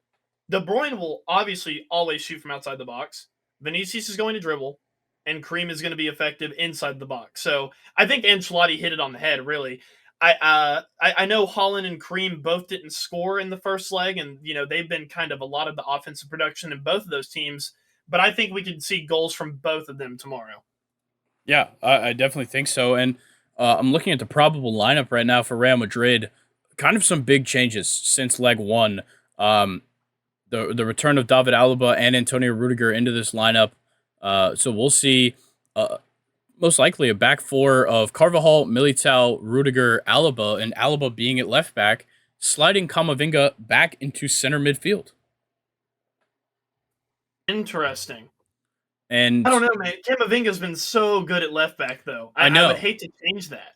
yeah, and so like the way it lines up past the defense would be Cruz at right center mid, Kamavinga at center mid, Modric on the left, and then Vinicius, Benzema, and Valverde at right wing. Interesting. So I don't know. yeah, I I don't don't know know. how I feel about that. I feel like you could still put Rodrigo right wing over Valverde, but I understand wanting Valverde and all four or all three of the other midfielders in the lineup. Yeah, I think my problem with Rodrigo though is Rodrigo. Don't get me wrong, very exciting, and when he's on, he can be very effective. But I personally don't think he is 100% ready to be a 100% starter in this Real Madrid starting 11. Yeah. Okay. I like Valverde there a lot better than I like Rodrigo. And the thing with Valverde at wing is you can, when you're defending, he can come and add an extra center mid and just kind of shade to the side that he's on. And whenever they attack, he can drift out wide. So I would, I like that there, but I don't know. I don't know what's going to happen. Yeah, I think it's very interesting to make this kind of change at this point. And I get it. A 1-1 draw is not what you're going to be satisfied with as Real Madrid. And making changes is what you need to do, but Manchester City isn't changing a thing. So, there's really no telling. It looks like Bernardo Silva is going to play on the right wing. I still think Phil Foden should be on the left rather than Grealish. That's just my personal opinion, but otherwise I can't really complain. Holland, Gudohan, De Bruyne, Rodri, Stones at CDM, and then the back three of Akanji, Diaz, and Walker. Yeah, I don't have any problems with this lineup. I just still would like to see Phil Foden starting over Jack Grealish. Yeah, I think I can agree with you there. Yeah, I don't know. It's hard to say to me or for me if I was a coach of one of these teams to change the lineup or not. Because I mean it was a 1-1 draw. There's going to have to be at least some tactical changes that are made, by both sides. But I don't know if I would necessarily change the personnel. Yeah, I definitely understand that. I think kind of keys to victory wise, what do you see as Real Madrid's key to, changing things up since the first leg? I said it in the first, and in our damn, I can't talk anymore. Recap to the first leg. Shit. If Real Madrid can, they don't even have to score, in my opinion. If Real Madrid can hold Manchester City to not scoring for, let's say like 70 minutes, I think Manchester City could find themselves in trouble if they don't score early on, basically. And Real Madrid has the defense to, keep Holland in check. Of course, it is Holland, and Holland has the ability to, shit on Real Madrid's defense. That's why this fucking game's going to be so ridiculous. But yeah, to go back to what you said, the key for Real Madrid is not letting Manchester City score for a very long time. Yeah, If they're going to score, let them do it late. I'm in the same boat. I think Real Madrid needs to capitalize on the defense here. The defense is going to win this game for them, and that's kind of the problem with it being 1-1 is that they have to play defensive because Erling Haaland is staring you in the face, and I think counterattack is going to be Real Madrid's game here because you can't just rely on Militao and Rudiger to handle Erling Haaland alone and to handle this Man City attack alone. You need the help from Kamavinga dropping back, and Modric even stretching out wide. Like you need their help with everything that this attack holds from Man City because they could put up 3 in the first 10 minutes and all of a sudden it's gone. Yeah, exactly. Oh, sorry, my sleeper draft just auto picked for me, but it ended up being the player that I wanted. So, anyway, yeah, Real Madrid are going to have to, like I said, hold them to no goals for at least 70 minutes. And also, to your point, yes, counterattack would be very good for Real Madrid, but also just possess the ball. Manchester City can't score if they don't have the ball. And Real Madrid definitely have a midfield that's capable of, keeping the ball through contact, making very crisp passes, making good decisions on where you're passing the ball. So Real Madrid definitely, I feel like, can take this, but City are just too hot, way hotter than Real Madrid. Yeah, exactly. Like Man City, it's hard to say. Like their key to victory is targeting Haaland. That's the best way to win. Is you just keep Yeah. feeding him the ball because he's going to score if you just keep giving him chances. That's just how he is. So if you let Haaland get 1-on-1 with Courtois, I'm taking Haaland just about every time. Yeah, me too. I mean, that's no disrespect to Courtois, but Holland is genuinely just that good. Yeah, and with the passing ability of Ilkay Gundogan and De Bruyne and Bernardo Silva and even Jack Grealish, like there's they can target Holland from every angle. It doesn't matter how, whether in the air, on the ground, through balls. It doesn't matter what they have to do to get the ball at the foot of Erling Holland. If it gets there, you better be scared. That's a good point, and it's something that we've talked about many times with Manchester City, and it's the way that they line up is when you play a three back and add that extra center mid or striker, depending on what three back you run,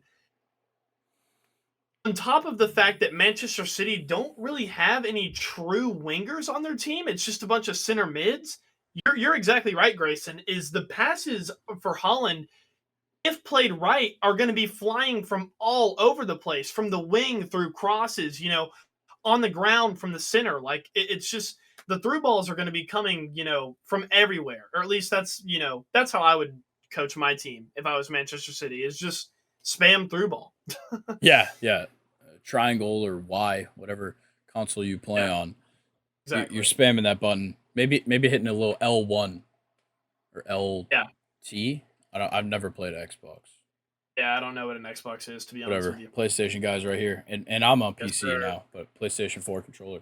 So, Yes. um yeah, I've been playing a lot of FIFA. Like a lot of FIFA. Oh man, I have a cool little fact for you here, and this is just insane. But it's honestly like, after hearing this, you're gonna be like, yeah. If Madrid progresses, it'll be their sixth final appearance in 10 seasons Holy shit. in the UCL final. I mean, they've dominated it for What, they've won pretty much since I was 4 in of middle school. those?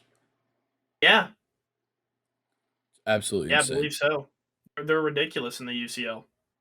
Well, we'll just have to see, but I'm kind of I'm thinking Man City. Uh I don't want Manchester City to go through, man, but I they're know. hot. It's at the That Etihad too. That's what makes it I so tough. almost jinxed each other there. I'm going 2-1 Madrid. I mean, the Champions League history is there, and they're just as good as Manchester City. Manchester City are hot, yes, but Real Madrid can match Manchester City. Manchester City can match Real Madrid. It's just going to be a good game. I think that if it does go down to penalties though, Real Madrid's taking it. Yes, yeah, I think that's 100%er. All right, let's talk about the Premier League. We don't typically get to do a weekend recap, but we are Excited. blessed enough to do it this week, and Do it. a bunch of great games from this weekend. Let's start it off with Leeds versus Newcastle, a 2-2 draw. This is very surprising. I actually did I call this? I can't remember. I think I called 2 draws last week. Hmm. I can't quite remember, but either way, Newcastle, they didn't have to have these points, but now they are tied with Manchester United on points at 66, though a 22 advantage in goal differential. But with Manchester United's win over Wolves this past weekend, they draw it even, and Newcastle has a tough match coming ahead of them as well on Thursday against Brighton. So very important here to pick up some points for Newcastle if they want to hold third place. And with Liverpool only a point behind, Liverpool on absolutely outstanding form. They've won at least their last 5, and they're only a point behind Manchester United and Newcastle. So Newcastle, this is a tough draw here with Leeds, but Leeds really needed even just a point because now it puts them at 31. They're in 18th place. They're a win or even a draw out of relegation if they can change up the goal differential, which is only a 1 goal difference with Everton.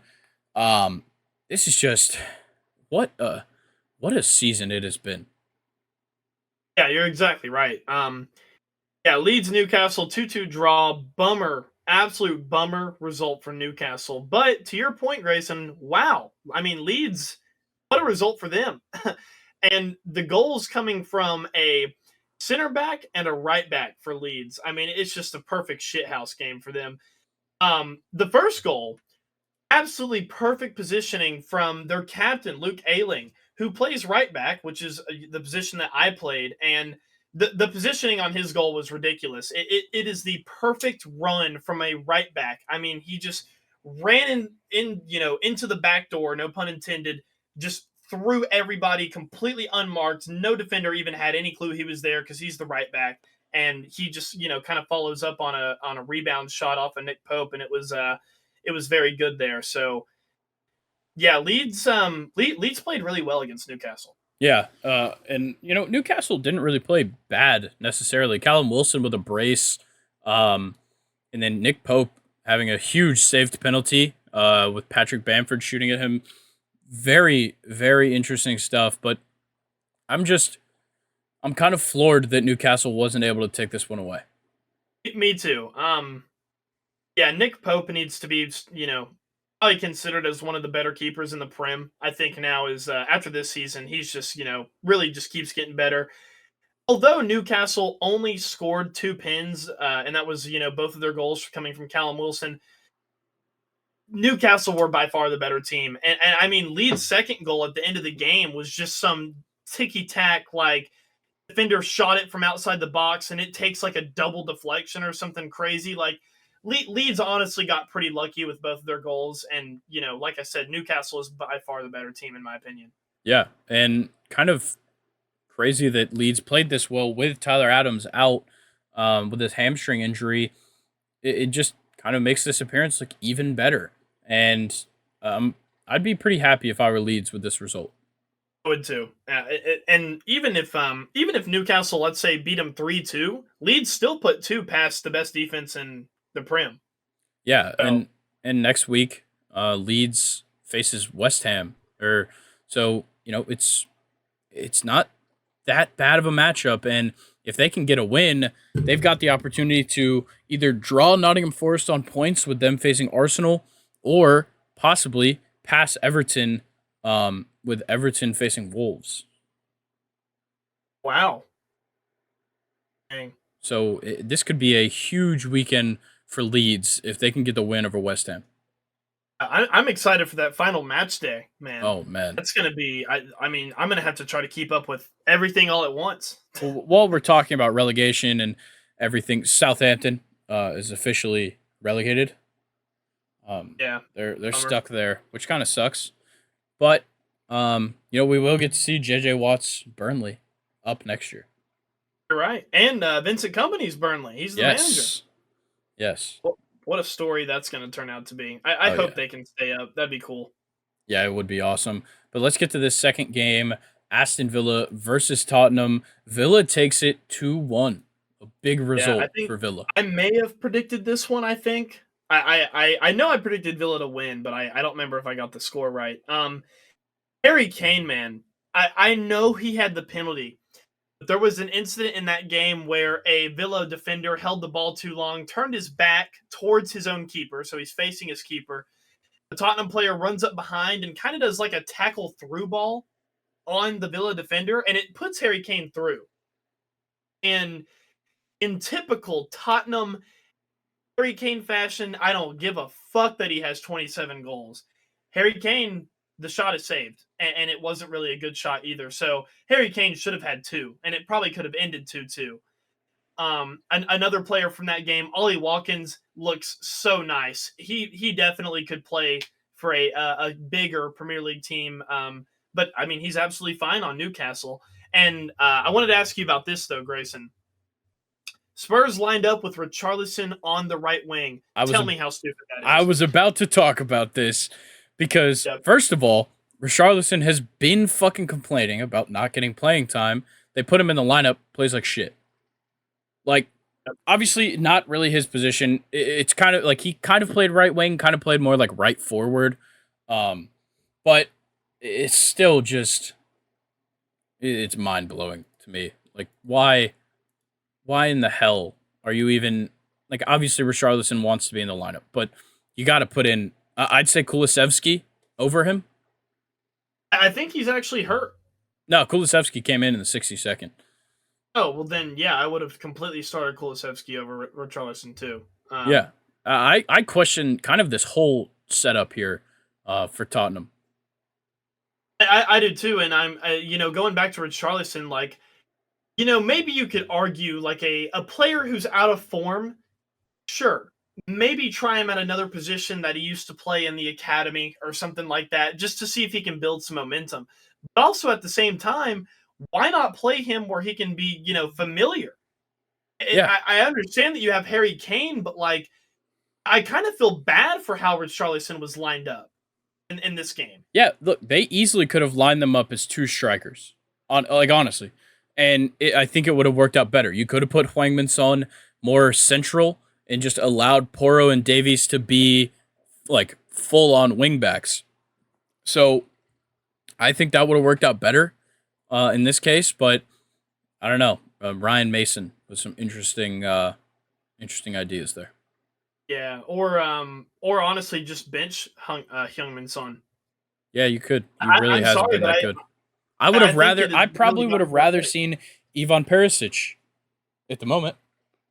Yeah, I agree with you. Who knows? Maybe Son can come on when all the defenders are tired as a sub and be, effective and build some momentum that way. But honestly, like with the way that Tottenham's been playing, see what happens when you bench him. Honestly, it's been rough going for him, and I hate to see it because I do.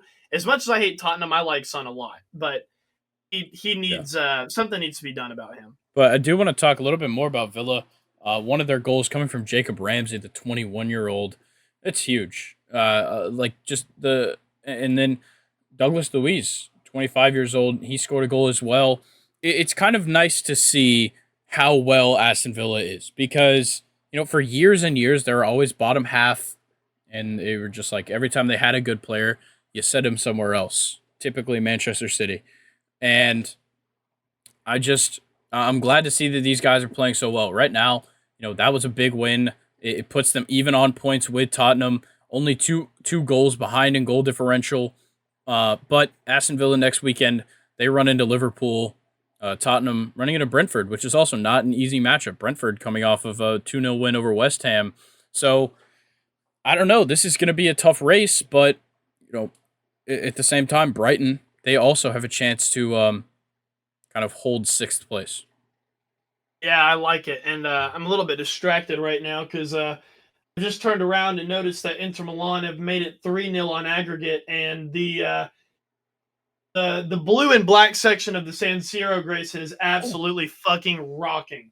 yeah, and a big Absolutely rocking. I mean, this is going to be their first Champions League final appearance since 2010 when they did it with Mourinho and beat Bayern with the likes of Diego Milito, who biggest Ballon d'Or snub of all time, honestly. yeah. And as much as I am, more of an AC Milan fan, it's just very cool to see Italian soccer back up on the rise because it used to be kind of Juve dominated, but we've seen Lazio, or not Lazio, Napoli, AC Milan, and Inter have done so well in the Champions League, have done so well in the Serie A, and wow, just what a moment. Yeah, and Nicola Barella just got a yellow as well. Um, this has just been wild. A great chance just a couple of minutes ago by Lautaro Martinez that set up the corner they're taking right now. But I'm I'm very happy with how Inter's played. Yeah, Like I said, they played it slow. They played defensively, but you can counterattack as much as you need, and that's exactly what they did, and it got them a goal. yeah, exactly. All right, Uh, sorry, I just wanted to say that they oh, had no scored. worries. So let's continue. Everton versus Man City. Man City gets a 3-0 win.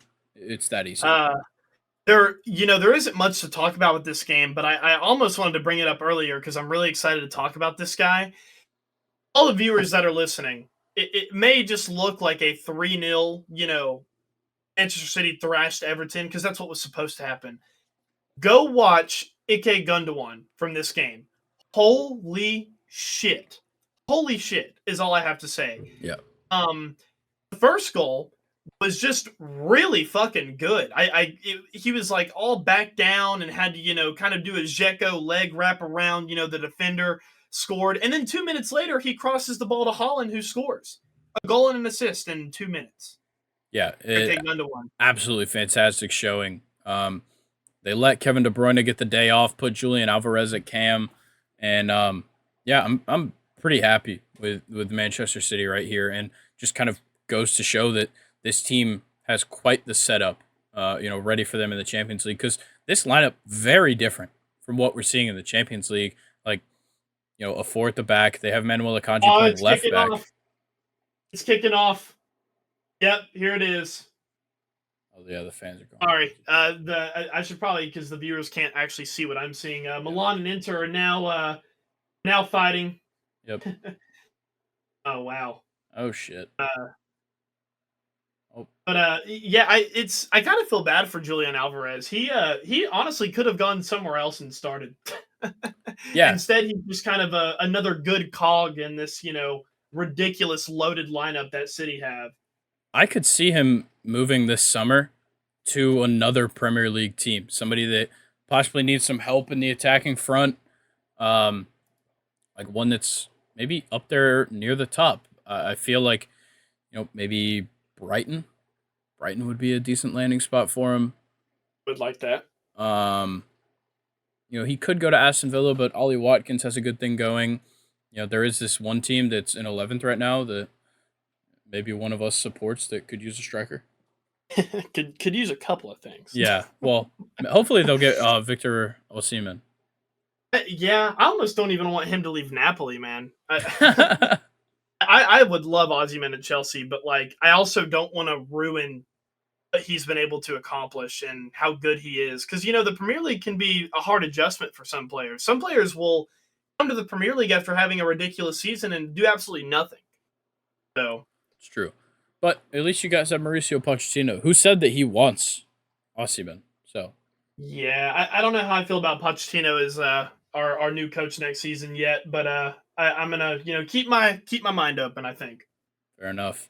All right, let's talk Arsenal versus Brighton. Brighton absolutely thrashed them, 3-0. It's kind of crazy, honestly. Goals coming from Enciso, Undav, and Estupiñán. Just a fantastic showing from Brighton. They've Arsenal have officially bottled it. Yeah. And there were a lot of people on Instagram, a lot of soccer podcasts that I follow that were like, how is this a bottle job for Arsenal? Like It's they are pretty so obvious. good this year. It is pretty obvious. They have finished second place, and Arsenal with Mikel Arteta and their young team, this is a fantastic season for them still. But did they bottle the league? Yeah, they did. Oh yeah, easily. Like 100%. they were well ahead of everybody.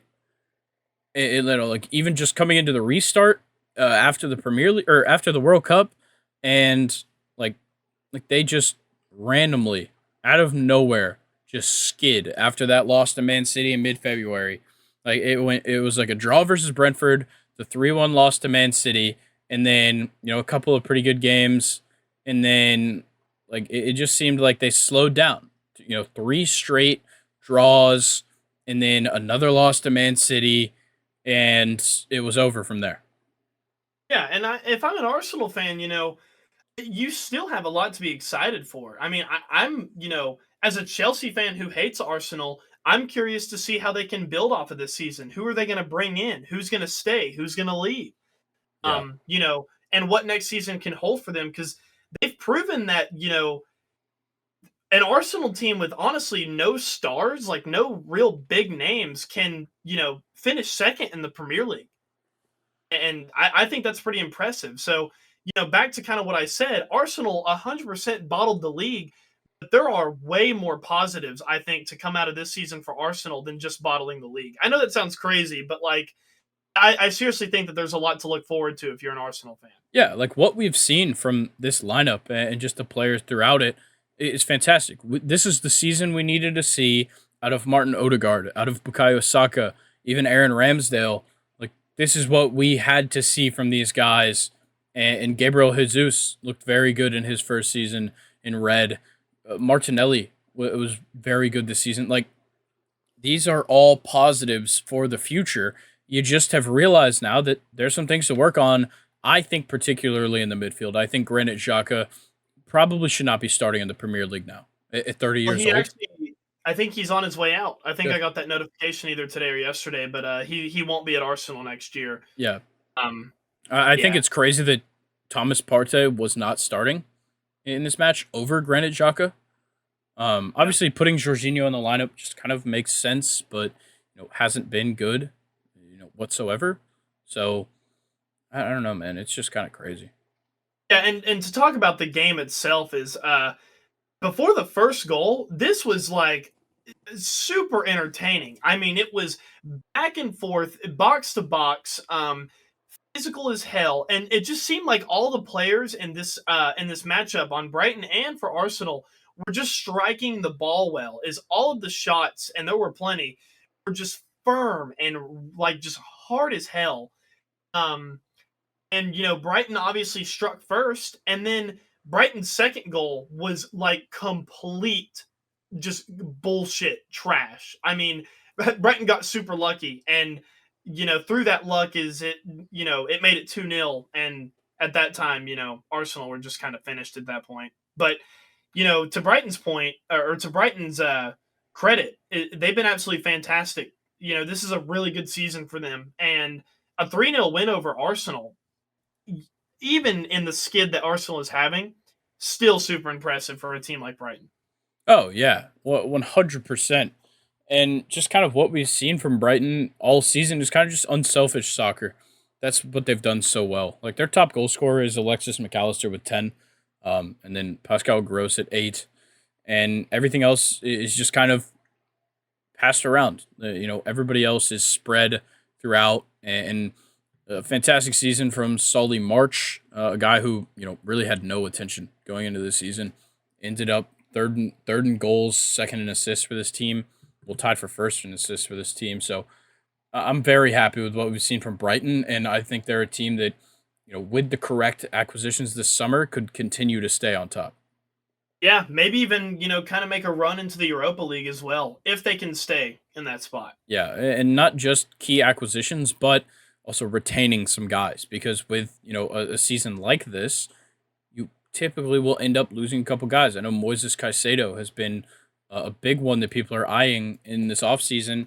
At 21 years old, somebody could throw a lot of money at you, and whether you sell him or not, you have to address these big things with the squad. Exactly. That's a very good point that you just made. Is a lot of these, either a big team in a non and not a very big league, or a middle table team in a very big league. You always got to watch out for whenever you have a good season, because the big teams are going to be calling, and their agents, the agents are going to be out there. So it's good to make sure that everybody is committed and wants to stay. All right. Any like big matches this weekend, or kind of through the rest of the week, that you're eyeing? Not really, to be honest with you, Grayson. I don't really know who plays. So the biggest ones I've seen. So obviously Newcastle versus Brighton, a big one, and Manchester City versus Chelsea is a big one because if Chelsea, doesn't win, Manchester City will clinch the league title. Ah, ow. Wow, what a great team to play if you're Manchester City right now. Yeah, makes it real easy to lock it up. I hate to say it, but damn.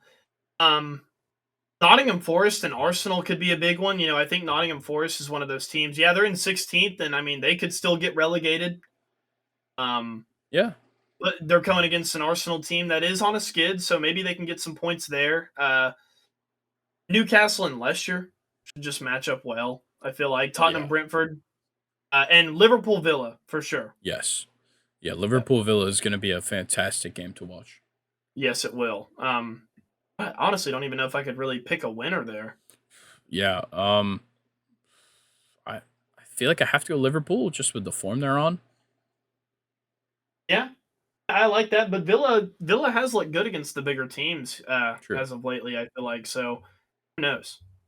All right. Well, let's get into top three, bottom three. Premier League jerseys, of course, same rules as the MLB. Only this season's jerseys.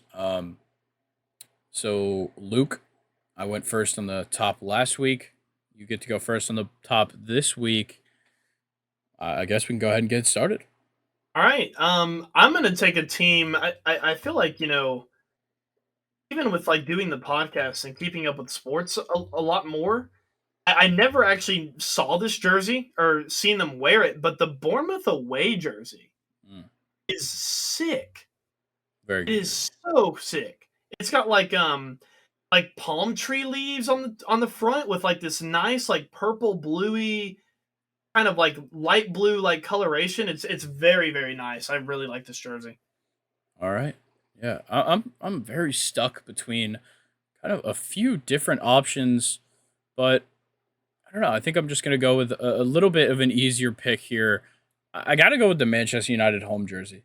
I like it. It's the Oh, throwback look.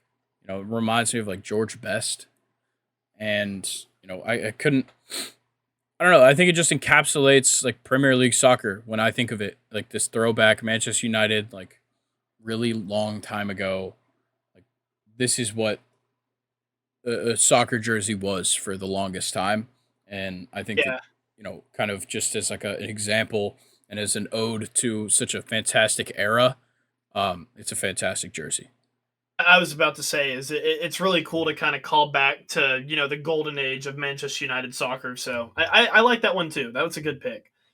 Um, okay, I'm gonna go Crystal Palace away jersey. I love how like they kind of have like the stripes down the middle.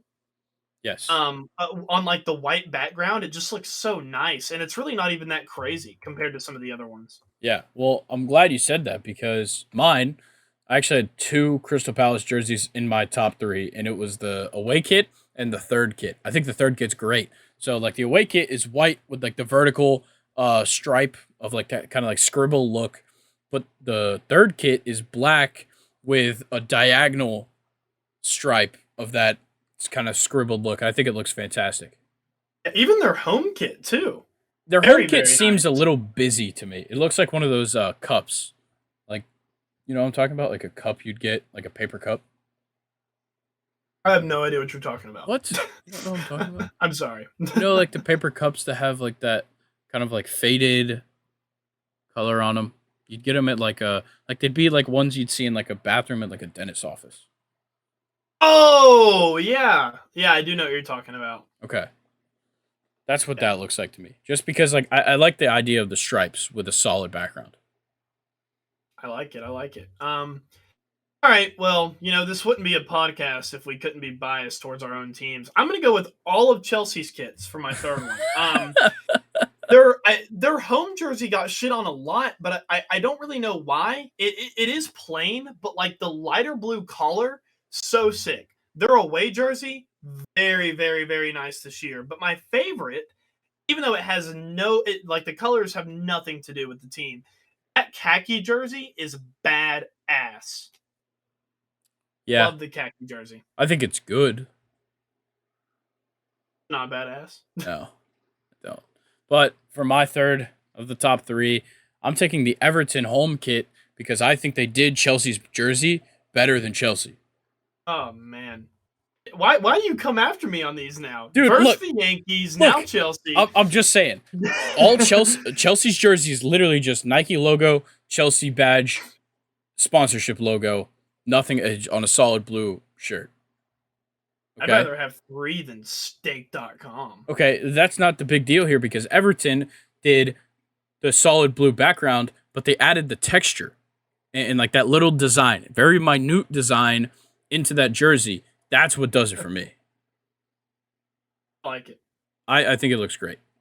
I don't like it, but I like it. Um, are we going to do honorable mentions Yeah, now let's for go my ahead and do top them. three? Liverpool third kit. Very nice green with like the kind of with the red. It's two colors that I don't really like think would match. Like if you try to describe to me what this jersey looked like, I'd probably tell you that you're a lunatic. But it actually looks really good. Yeah. And my honorable mention would be the Wolves third kit. I like it. It looks kind of like a Go Yard, that kind of design. Like the Okay, just I like like it. gray jersey. with the gray. Yeah, Yeah. and I have two more. Oh, go ahead. Nottingham Forest third kit, and then I think probably my favorite out of the honorable mentions, West Ham's third kit.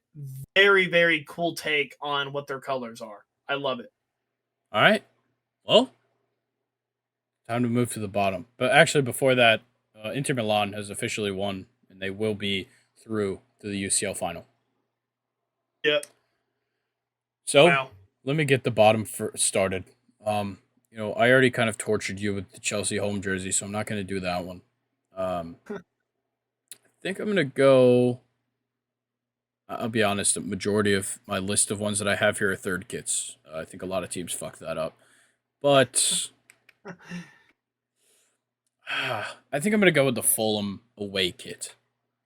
I The hate it. Fulham away kit. Let me Yeah, find. I am not a fan. I'm a fan of even in symmetrical shapes. This one's just a little too out there for me. And like Little bit too confusing. it's like it's got like speckles, if that makes sense. Like it doesn't look. It looks textured because it's almost like blurry. I hate it. Oh wait, did you say the Fulham away? Yeah. I disagree with you on that one. I like that one. Really? Yeah, I think it's the textures are the texture is weird, but the colors I like. Yeah, I don't mind the colors. I more mind like the shape and the texture. I don't like it. Yeah. Okay. I'm glad you didn't take mine because, in my opinion, this one is just so far the worst. Manchester City's away jersey, Oh yeah, I understand that disgusting, one. disgusting, and I mean like red and black is like every first grader loves red and black. Just the colors together. I love red and black. Darth Vader, red lightsaber, black attire. It looks badass. It's sick. But then you throw the yellow on here, Yeah. and it just makes no sense, and it just doesn't look good at all, in my Yeah. opinion. I'm also not a fan of their third kit. It's not my pick, but I'm not a fan of like it almost looks spray paint. Like Yeah. don't like Yep. it. But I think my second gonna go actually I'm gonna go with one that was actually one of your honorable mentions. Um the Nottingham Forest third kit, I'm not a fan of. Once again, it's a shape thing for me and texture. I don't like the full jersey being this one kind of design. I think it would have looked better with like solid sleeves or just that design on the sleeves. That's what I like more.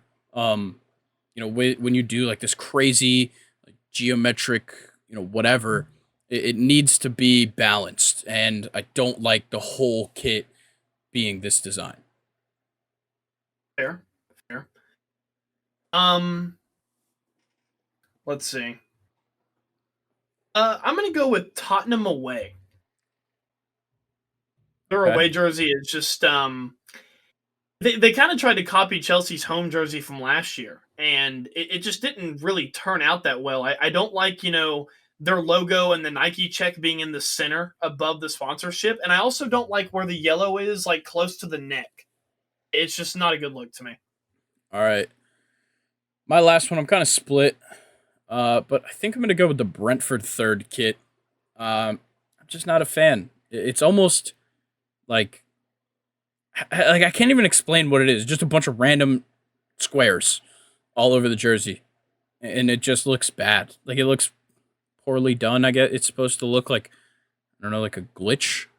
I have no idea what this is supposed to be. I just don't like it. Okay, fair, fair. I'm torn between two right now, man. I think I'm gonna go the Nottingham Forest home kit. It's just on the front. There's just not enough going on for me. You have your logo and then the sponsorship. It's very kind of tiny, and it's placed like like where your team's crest would go, like on the top there. Yeah, There's nothing else in the middle of the jersey. It's just just the red, and I'm yeah, not a big fan of that. The other one that I was torn with, but I'm actually kind of like the more I look at it, the more I like it. Manchester United's like neon green third kit. yeah. I couldn't decide how like if I liked it or not. Um, Yeah, I'm not like you know I'm not on either side with this one. Yeah, I'm not either. I almost said that one, but I decided to go with Tottenham and Nottingham Forest. But Yeah, by far, Manchester City is away. That one's horrible. yeah. And then my only other honorable mention would be Spurs third kit. I'm just not a fan. Like I said, I like symmetrical. Um, I'm more of a fan of solid color with texture rather than just a bunch of random shit thrown at a jersey. I like it. All right. Well, I think that's going to do it for us. Yeah, indeed, I do.